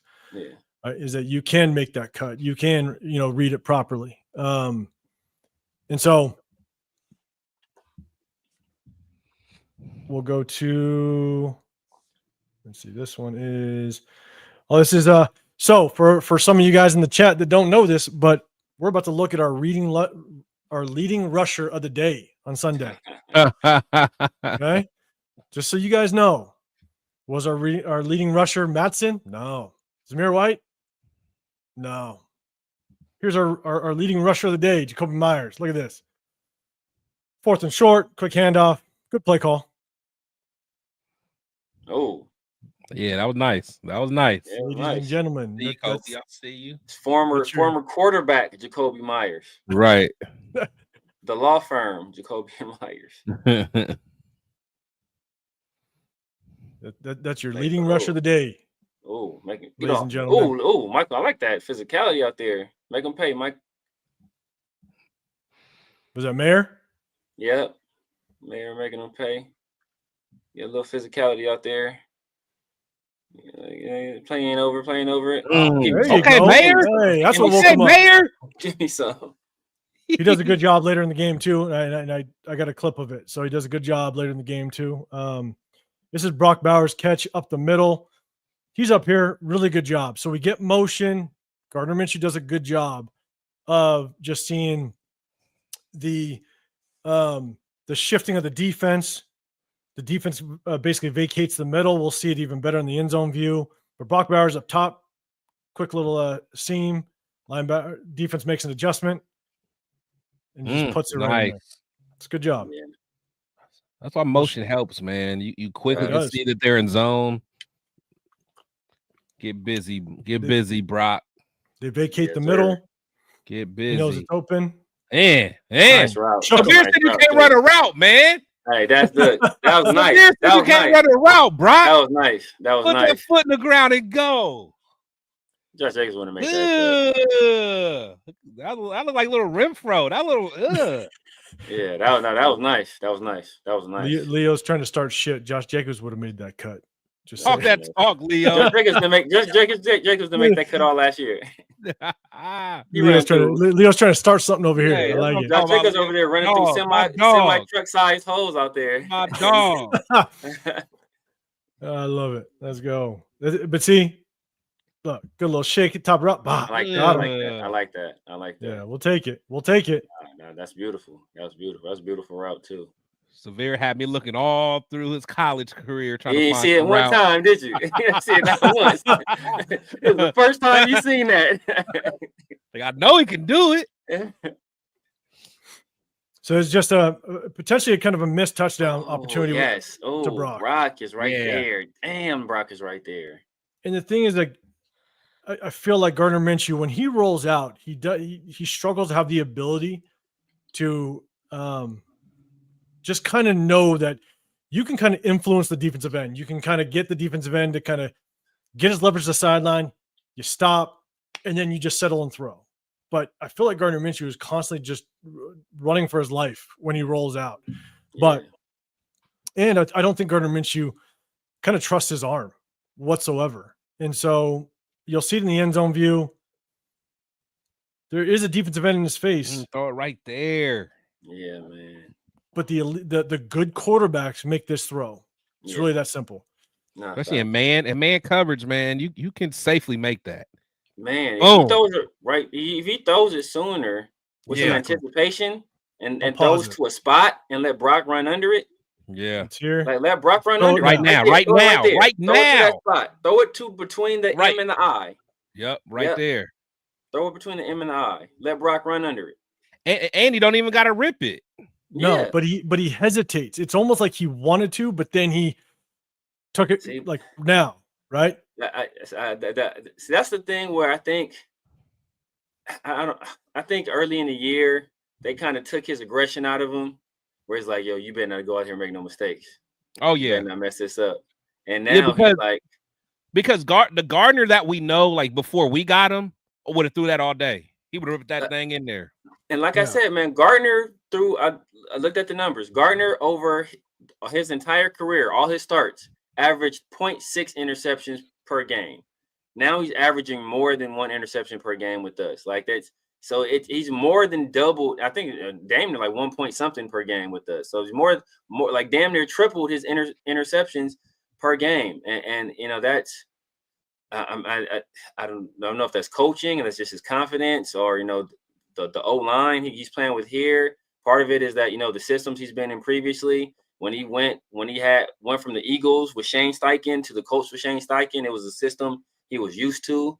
So, maybe he had more confidence in that system, trusted a little bit more. But whatever happened, this year is the most turnover prone he's ever been. And I will say, Raider Allegiance, you're saying Gardner doesn't trust the O-line. I don't think he does. I mean, I wouldn't. I wouldn't. Got his ass kicked the majority of the season. LS. Gardner Minshew plays like someone who's terrified to make a mistake. I actually do agree. I mean, I agree. That just means your confidence level is shot, right? Yeah. Your confidence is shot. You're not gonna pull the trigger like you normally would. And so I think that's what is tough. Is I agree with you. I do think his confidence is shot. That That's the playing not to lose mentality instead of going out Yes. there trying to play to win. And so this is Dylan Parham. He definitely gets beat up a little bit on this play. I think, unfortunately, he's going to be the weakest link on this offensive line. Yes. As it comes, now that Andre James is not on this offensive line, or he can't hide now. He can't hide. Exactly. No. He can't hide. We got Dylan Parham on the right side. I mean, he just gives up way too much ground. Now, I will say, I don't know who the defensive lineman is, but watching the film, he actually did a damn good job. He's a big boy, played his leverage really well. But Parham, you just can't give up that much ground. We'll play it one more time through. But he's a big boy. I don't know who he is, but let's see. Yeah, he did him dirty. Yeah, he did. Did him dirty. He's too physical for him. So we'll go one more through. We'll watch Parham again. I think he is the weakest link on this offensive line right now, unfortunately. And for the record, there is no way he would have been able to be a center for us. I don't care what nobody say. No. I don't care what nobody say. All right, Chad, I hope you're ready. Because here's Zamir White's potential cutback. I mean, so I saw this during the game. When I was watching the game, I'm sitting there going, that's Benito Jones, 95, Benito Jones. I was like, please show the end zone view of that run. And they didn't. But luckily, we do film on Tuesday nights, people, just so we got you. We got you covered. We're going to show the end zone view. But this is basically just kind of an inside zone run. Oh, yeah. I already see it. And it's there. Yeah, it's there. Man. It's right there. The cutback is there.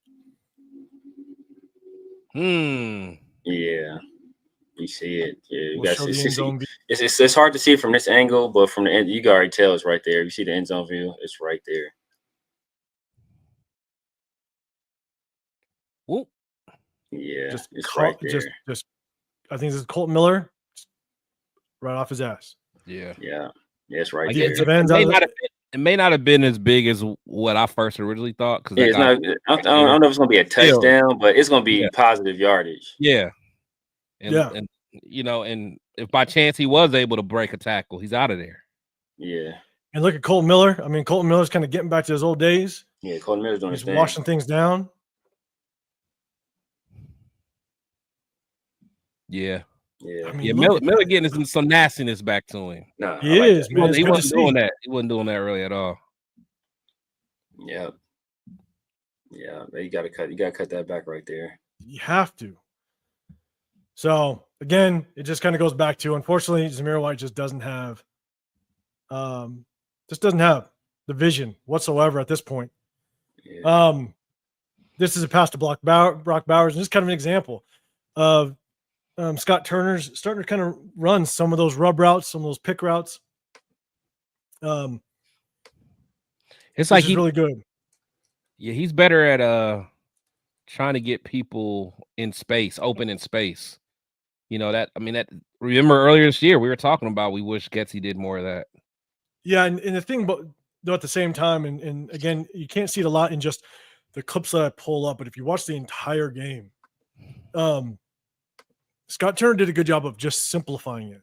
Yeah, it's very basic routes. It's 1 to 2 reads. That's it. We got Brock Bowers in, and this is a good example of it. You got Brock Bowers in the backfield. It's 3rd and 9. So you got 3rd and 9 up at the top of the screen.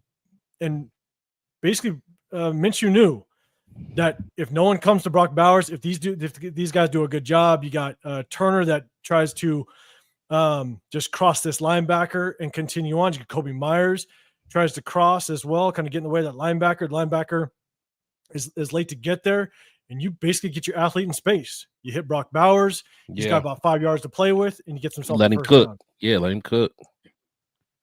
So DJ Turner gets up. You kind of just get that linebacker in conflict a little bit. Yeah, and does a good job. You watch Gardner Minshew's eyes. He's going to Brock Bowers the whole time. Oh yeah, there was no hesitation. As he should. Quick read. Let's go. So. Again, good job, obviously getting the ball to Brock Bowers, but at the same time, kind of running some of those pick routes. So this is an inside run. It's a good. This is where Brock Bowers has to he's got to definitely improve in the run blocking side. Yeah.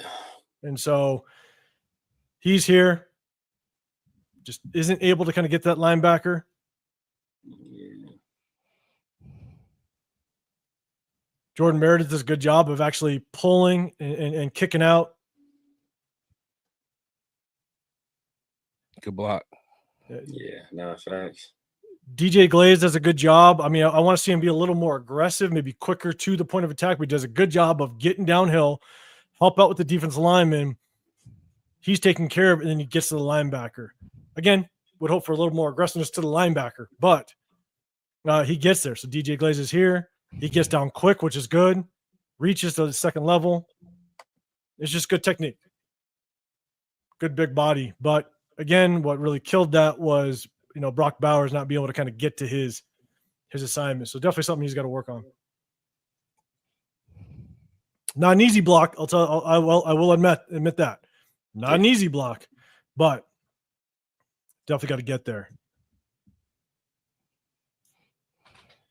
So this is the fourth down run play, and this is kind of where I'm seeing, and I saw it quite a bit. We definitely got Colton Miller back. So you got Colton Miller down here. This is the 4th and 1 play out of gun. I hate the fact that we went out of gun, but whatever. Oh yeah. But Colton Miller and Michael Mayer, which I decided to wake Michael Mayer's up. doing work too. Michael Mayer put somebody on their back. Pause. You got Colton Miller here. You got Michael Mayer here. And these guys just wash this thing down. Yeah. I like that. I like that. Brock Bowers got cooked. That same dude he cooked earlier in that route. He's like, all right, I got you back, bro. I got you back. Hey, he got in the way though. He got in the way enough. But the only way this works is if Alexander Mattson does a very good job of finding the gap, right? Facts. He doesn't see it. He jumps to the backside. Facts. That was good. Yeah. And then Zeus he doesn't let the first guy tackle him either. Exactly. Zeus might have just knocked the piss out of Colton Miller, just putting his head down. Yeah, no, he would have laid a slobber knocker on Parham. Exactly. James Lowe, man, I appreciate the super chat. You said O-line can't zone block, need to go back to power run. It's tough because it's either we can zone block, and if Zamir White's back there, it ain't gonna work. He just doesn't have the vision, and so. But we definitely see. I mean, you look at on this play right here. Well, more of a zone, but you have a running back that can actually find the hole. Yeah. But Colton Miller woke up, man. It's good to see. We need it. But again, appreciate the super chat, man.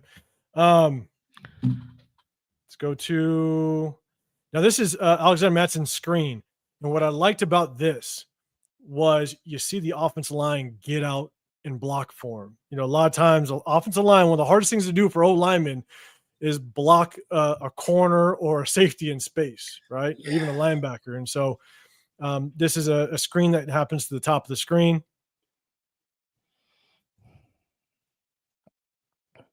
You got motion coming down. Alexander Mattson, he comes out. And you got our big boys getting out there. Yeah. Oh, there you go. Who's that? Who was that? That was looking like JPJ and boy, Parham. that was my boy. Oh, look at Parham though. Look at the effort out of Parham though. I like the effort out of Parham. That's what I'm saying. We just talked shit about Parham a little bit, but hey, he ran 20 yards downfield to lay another block on somebody. 100%. Hey, they both was moving though. They both was moving. Look, they look like a relay team.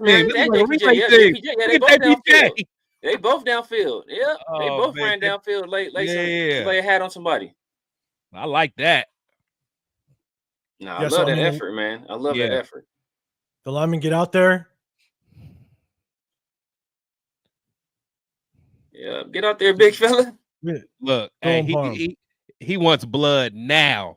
Yeah, Jordan Meredith, JPJ getting out there. They want blood now. They looking for somebody to hit. He looking for somebody to hit. Yes. I'm about to find somebody. Hey, even Jacoby Myers.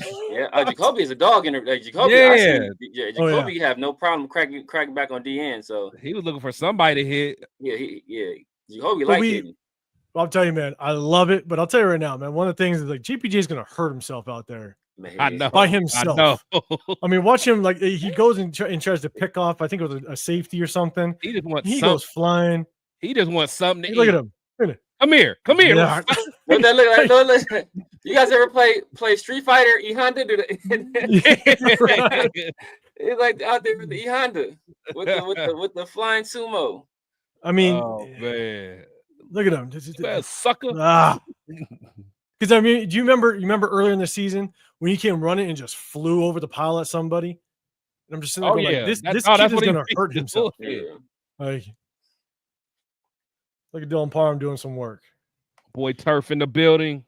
Yes, sir. What's going on, Turf? Got What's happening, man? Lunatic Raider in the building. What's going on, everybody? Salute to all y'all. So look, again, one of the hardest things to do for offensive linemen is block safeties and corners in space. And so for them to be able to get out there, and I guess I'll point out one other thing, just a lot of linemen don't do it, but JPJ just having the awareness and understanding, and I'll pause at the right point, right? Right. Bang, he sees locked up. Yeah. I'm climbing. He's like, all right, like exactly. Follow me, fella. That's what you do. Fine work. Fine work. I love that, man. I love that. That's a rookie, man. Exactly. That's it. Yeah, you can't complain. Cannot complain about that. Now this is Brock Powers' touchdown. I think it's at the top of the screen. Yeah. Just simple, easy route. And then again, it's just another nice pick play. Exactly. Move. Nice pick play. It's another pick play. A little bit of a rub route. You got, I think there's Trey Tucker at the top of the screen, which is basically going to come right down at the safety. That's trying to pick up Brock Bowers. Just gets his way enough. That little hesitation. And that was, beautiful. Beautiful, because you can't get offensive pass finish. Because there was a play earlier in the game. I want to say on the first drive, they ran a pick play against us. And I think it's to the running back. And I think Diablo, they picked off Diablo. But it was like such an obvious pass interference, but I don't believe they caught it. Yes. I was going to bring that one up, but yeah. Yeah, no, that's beautiful. I mean, he hesied right in front of him. Yeah. Exactly. It's a great job by a young receiver. And plus I love that because you usually don't see little receivers doing a pick play. So it's like usually limited as far as your personnel who you do it with. But that was perfectly drawn up. Great job by Trey. That's just Brock being Brock. Brock breaking the tackle too. Yeah. And this is the 2-point play. And so initially when I saw this in the game, I was like, oh shit, DJ Glaze got beat up. Like that was my biggest concern. They went back to the replay. It didn't give us a good angle. But again, it's a 2-point play. Now, again, very questionable. Not sure why we're running out of the gun formation on a 2-point play. On the short side. Oh, never mind. I thought it was no, never mind. But obviously penetration in the backfield and clean. That defensive line got clean, and we'll know why in just a second. We'll get the end. You think that was RPO? Let me look back. What did Trey do? No. That just seemed like such a bad play call. Yeah, that's a tough one. I don't see too many teams run it on a 2-point conversion. Yeah, I don't get that. So, but this is where, again, I think the weakest link on our offensive line right now is Dylan Parham, because Dylan Parham's right here on the right guard.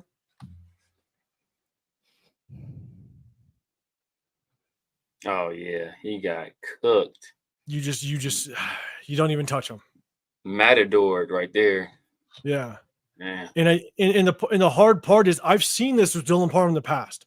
When I've watched film, when I looked at him, last year before that, you see this where all of a sudden you'll just see he just lets guys bypass him. And I don't like in DJ Glaze, I think he just expected some resistance here. And on film, it looked like initially in the game, it looked like DJ Glaze got beat, but no, Dylan Parham and what's weird is Dylan Parham he let him go and he didn't even get to the second level and get a piece. Yeah, he ain't touched nobody at all. Like that play almost reminded me of like the old school Ndamukong Suh. Yeah. Just when he was with the Dolphins and he was just doing that. Just leaving dudes in the dust. Yeah, just leaving them. Like, what are you doing? That's nasty. That's nasty. Exactly. So, and then we got talk to him, Eddie. Talk to him, Eddie. Get him, Eddie. And then we got Minshew staying in the pocket again. Minshew just got to stay in the pocket, and he's got to stop drifting. Yeah. Yeah. He drifts for no reason at times, and then he's off balance. He doesn't got his feet set underneath him, and these are the type of throws that he produces. You don't got the arm for that, fella. Yeah. So let me address my guy Eddie real quick. Here we go. Eddie, talk my guy Eddie. Real quick. Okay, I'm with you, Eddie. Hold on. Like, I'm gonna bring it up. Hold on. I'm gonna bring it up. Hold on. I'm gonna switch some things up. Hold on. Eddie cleaning the suit too. Pull it up. Eddie cleaning the suit. Taylor. Severe, you do your thing. I'll be right back. You let him know. Right. Look, so if you remember what I said there's two issues with drafting Brock Bowers. First of all, I think we just drafted a tight end. I didn't feel we needed a tight end, and also felt that he wouldn't be at his maximum effectiveness because him and Devontae work in the same areas, and we didn't have a true deep threat to really pull coverage away from those guys. So if they're both operating around the same area, that would mitigate how effective he would be. And if you're drafting a guy in the first round, I expect you to be able to go to him consistently. Also said that I have questions about whether or not Luke Getsy would be able to use him properly. But also said that Brock Bowers was the third best pass catcher in that draft. I had him behind Marvin Harrison Jr. and behind Malik Neighbors.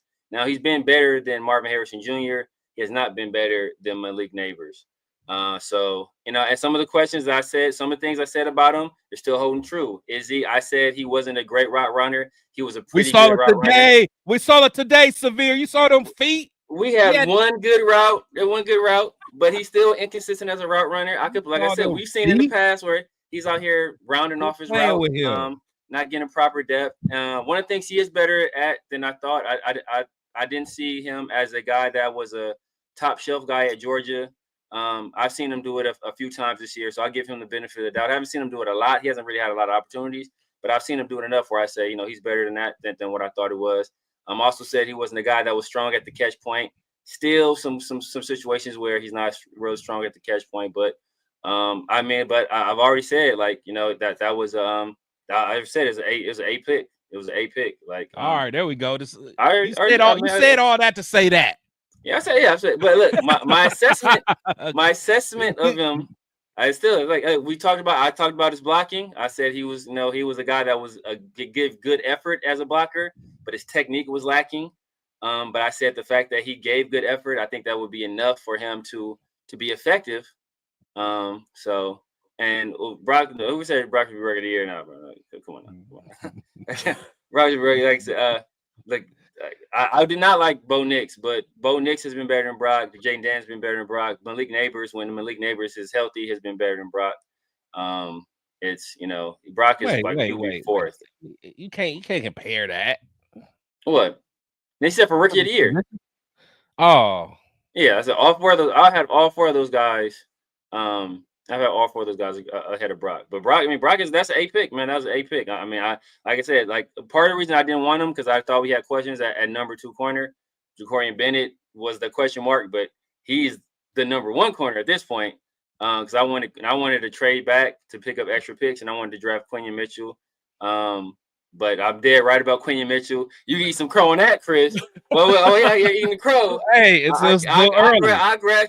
Let me pass you the bottle of hot sauce. You eat yours. Love it. But Brock, look, I'm happy we got Brock, especially if we traded Devontae. I said Brock could be a number 1. He could be a number 1 option for a team, but I didn't think he would. Drafting him when we already have Devontae, I didn't think that was a smart move. But now that we don't have Devontae, I think we can do like the Chiefs do, and we can design a whole system around Brock. So I think that whoever is our next offense coordinator or possibly next head coach, I think they have 2 guys that 3 guys really in Brock, Mayer, and Myers. I think they can really build an offense around. I still think we need a better deep threat, a true number one wide receiver, but those are 3 guys where you can plug and play those guys, and I think they can be effective in multiple systems. I'll let that ride. I think I'll you let let it that out. ride. I like it. Eddie, I'm still rocking with you, but we'll let Severe moonwalk out of that one. Okay, He's so poetic, so he makes it sound good. So we only have a couple more plays left. We're gonna knock this out really quick. All right. So this is Gardner Minshew moving. Obviously, just off throw. He just doesn't have. Gotta get that outside to Brock. Yeah. This one. Now again, when he settles his feet, then he can actually drive the ball. Good solid throw to Trey Tucker. Yeah, that was nice. You know what I'm saying? Like this is what he can do, but again, he just gets happy feet in the pocket. Again, good drop at the top of his route. Simple hitch step, settles his feet, little hitch, settle, and drive the ball. Yeah. He can do it, but unfortunately, it's just not every time. Again, confidence level just isn't there. Let's take a look at this is Amir Abdullah. This is his that was a false time. Yeah. Yeah. But hey, I saw damn near kick-stepped himself in the quarterback. Hey, whoever the right tackle was for the Dolphins, they did it consistently too. They did it with Max. He was scared to death of Max. Yeah, they did it a few times. So Amir Abdullah with these cheap touchdowns. I'm telling you, he's getting them. He really is. And I hate to end on it, but we're gonna have to end on it. Is his Minshew's interception at the bottom of the screen? Jacoby Myers. Him and Jacoby should have some chemistry at this point, but unfortunately, oh damn, yeah. What was that? Like Jacoby goes out, Gardner Minshew throws it in, and it just, these are things at this point they got to have dialed in. It doesn't matter. I think that did he think Jacoby was going to keep going? I think he just thinks Jacoby's going to turn inside as opposed to outside. Yeah. But this is just a simple hitch play. Like this isn't like some fancy play that Scott Turner dialed up and you got to understand where guys are going. No, this is basically a very easy combo route, right? You got, I think it's Brock Bowers. Brock Bowers go up. He's going upfield. He's gonna take this inside guy. You got Ramsey that's going to continue his back pedal. If you got, if you have an opening, if you got space, Jacoby Myers is just going to cut his route off. It's simple. It's a very simple route, cuts it off. But I think Jacoby goes out. He thinks Gardner Minshew thinks he's going to go in. Just bad communication. So that's tough. That's how we kind of end it. It's picked off. And I think we're all used to this type of ending with our Raiders. So man, that kind of sums it up. That sums up our film on this one. Severe. I know you got the checkout. Gotta go. You got yours. I think you got you and Pharaoh, right? Yeah, and Turf coming through too. So buddy. Anybody, the Ultimate Raider fan, 32. Go check the smoothest guy in Raider Nation. Move. Watch it. Move. Watch that dude work, man. Smooth, man. Yeah, man. Hey, Chris, hang on for a little bit. I'll let you kind of talk to people. I know you've been out for a little bit, but Severe, we'll let you go. Let everybody know kind of what you're up to and what you're doing before you get out. Man, you guys know what it is at the Severe Raider everywhere: IG, YouTube, X, TikTok, Snapchat, all that good stuff. Holla at your boy every Tuesday with my 2 guys right here, man. Welcome back. The Dominican landscaper, Chris. That's a little bit of an insider. He was man. rehearsing it. He was rehearsing it. Anybody insider, man. But Chris is out there living his best life, man. Welcome back to my guys. My guy 805, man, one of the more knowledgeable guys, and in all the Raiders media, man. So yeah, make sure if you're on my channel, you haven't followed those guys, make sure you follow them, man, because they're dropping quality content over there. And then I got the 50-50 show with my guy Pharaoh, Tuesday evenings, and then Around the Shield with my guy Big Mike, and Pharaoh every Friday night. We're trying to work in another day, man. My schedule is crazy. It's just with work, my son's practice, my other kids. So it's hard to figure out another day. I'm trying to get another day in there to do some solo stuff. But be on the lookout for it. Even if I got to pre-record it and release it that way, just be on the lookout for that stuff in the future, man. But yeah, appreciate my guys, man. Appreciate you guys, always every week, man, doing this with your boy. Most of these guys got way bigger channels than me, man. So like they didn't have to bless me with this platform, man. So I appreciate them. Hey, man. Hey, it's not about how the subscribers, all that stuff. It's about if you come across someone that you feel knows their knowledge, knows their shit, and real recognize real, baby. Got to bring them along. You know what I'm saying? And so, but make sure everybody, whoever's in here, make sure whoever's viewing, even afterwards, make sure you go over to Severe and hit that subscribe button. Go tap 100%. That. And one quick thing, man, if you guys enjoyed what y'all saw today, if you thought it brought some quality to your life, it was something that you learned today, please make sure you share it with 3 people that are Raider fans. And if you didn't enjoy what you saw today and you hated it and you thought we're stupid, please send it to 3 people that are Raider fans. Tell them how dumb we look on this video. Please, either one. Share with somebody. Exactly, man. Hey, give them a shout out to your you got apparel coming out, right? Oh yeah, man. 50/50 shop. It's going to be a link to of this in the description of this video. As well as all my other content as well. It's on 5050shop.printify.me. Like I said, man, it's Christmas time is here. We got mugs, we got sweaters, we got shirts, we got all kind of stuff over there. So check it out. We're gonna be dropping some more stuff pretty soon. Coming up with some designs, man. We got a code Raider Nation design on a shirt and on a hoodie, man. So make sure you check us out. Good deal, man. Hey, you have a good show over there, and Chris, stick around for just a little bit, man. I'll let you shout out too as well. Appreciate you guys. Appreciate you, man. All right, man. Late service. So real quick, as we do this, I'll kind of address this a little bit. And so you say Dre for sure, 1, 2, 3. That's not on Minshew. We got Jacoby was wrong on that play. LS saying, why do you think Jacoby's going to turn in? There was Jefferson because Jalen Ramsey was on Jacoby's outside shoulder.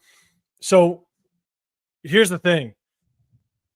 A lot has to do, and this, again, just my opinion, but a lot of things that has to do with the chemistry and how receivers run their routes. Yes, Jalen Ramsey could have been on the outside shoulder, but it's and I can kind of use the example of Devontae Adams, right? Devontae Adams, he can run a slant route 5, 6, 7 different ways. It just depends on how he likes to run it and how he likes to set up defenders. But to me, I feel like that's just a simple hitch route. It's all about making sure that if Brock Bowers pulls those defenders back and there's a vacant area underneath, then Jacoby Myers has to cut that route off, which he did. To me, I think that's more of just Gardner Minshew and Jacoby Myers getting on the same page and understanding how are they, how's Jacoby going to run that route? Yeah. And so, just because Jalen Ramsey is kind of on his outside shoulder, yeah, he can turn inside.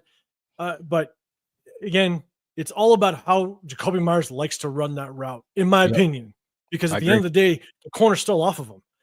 It's not like the corner is a yard behind him or on his hip. The corner's still off of him. So it's a simple hitch route. So it just depends on how does Jacoby Myers like to run that hitch route, and Minshew and him got to be on the same page. So again, that's just my opinion.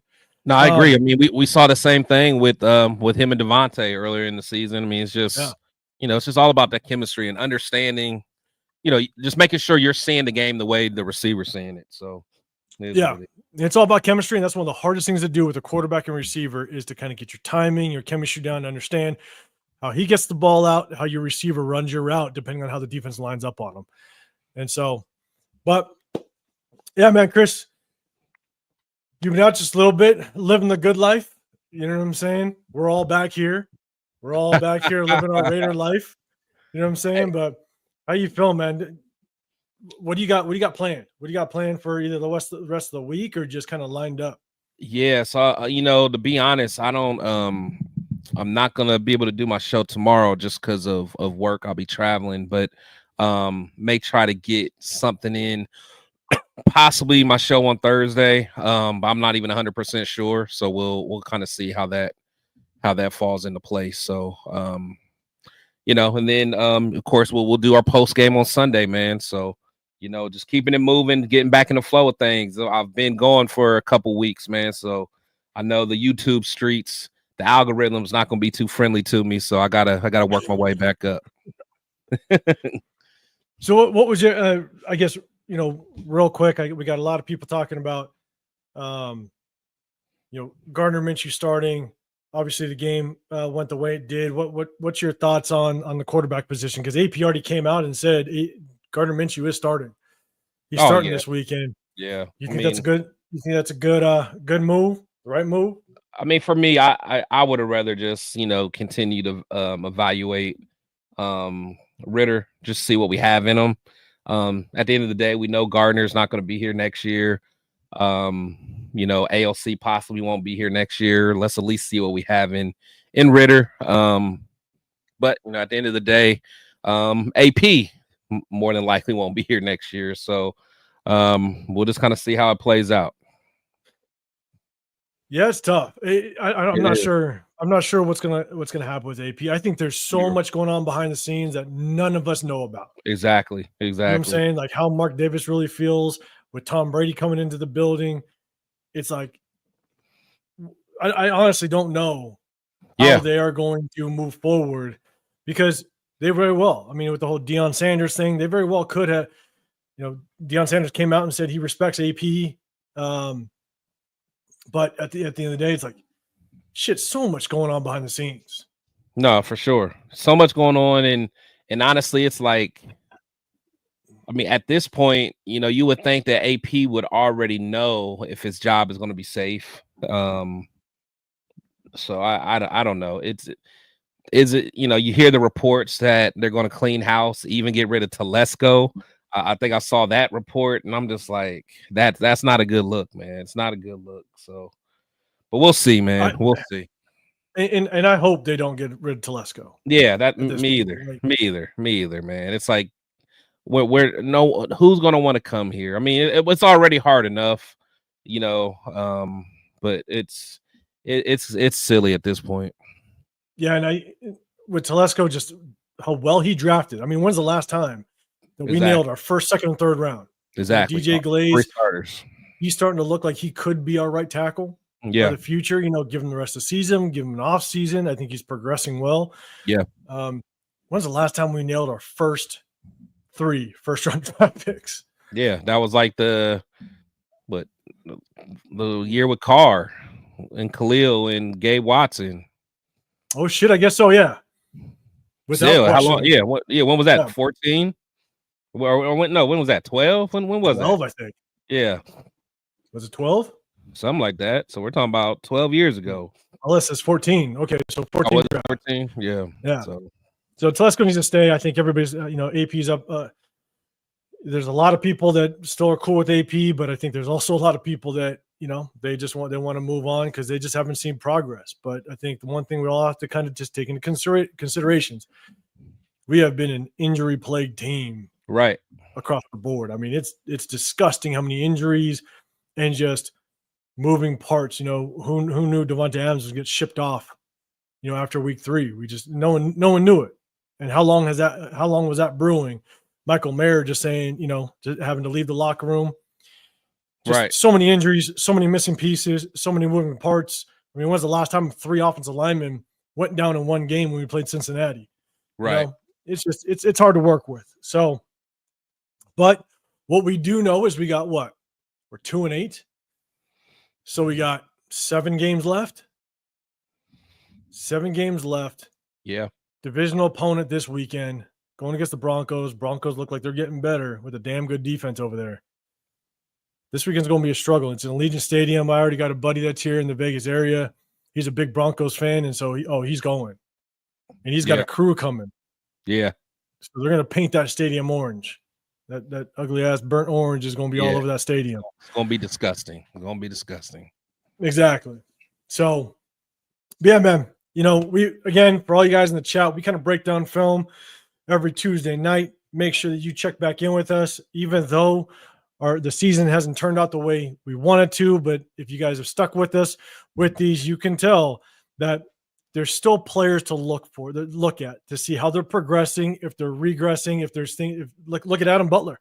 I think, without question, Adam Butler needs to be someone that we target and re-sign and bring back next year. Got to. Adam Butler and Christian Wilkins on the defense line is going to be an absolute beast. Caleb Von Chasen, I think he's a guy that we need to potentially re-sign to just keep him in this rotation.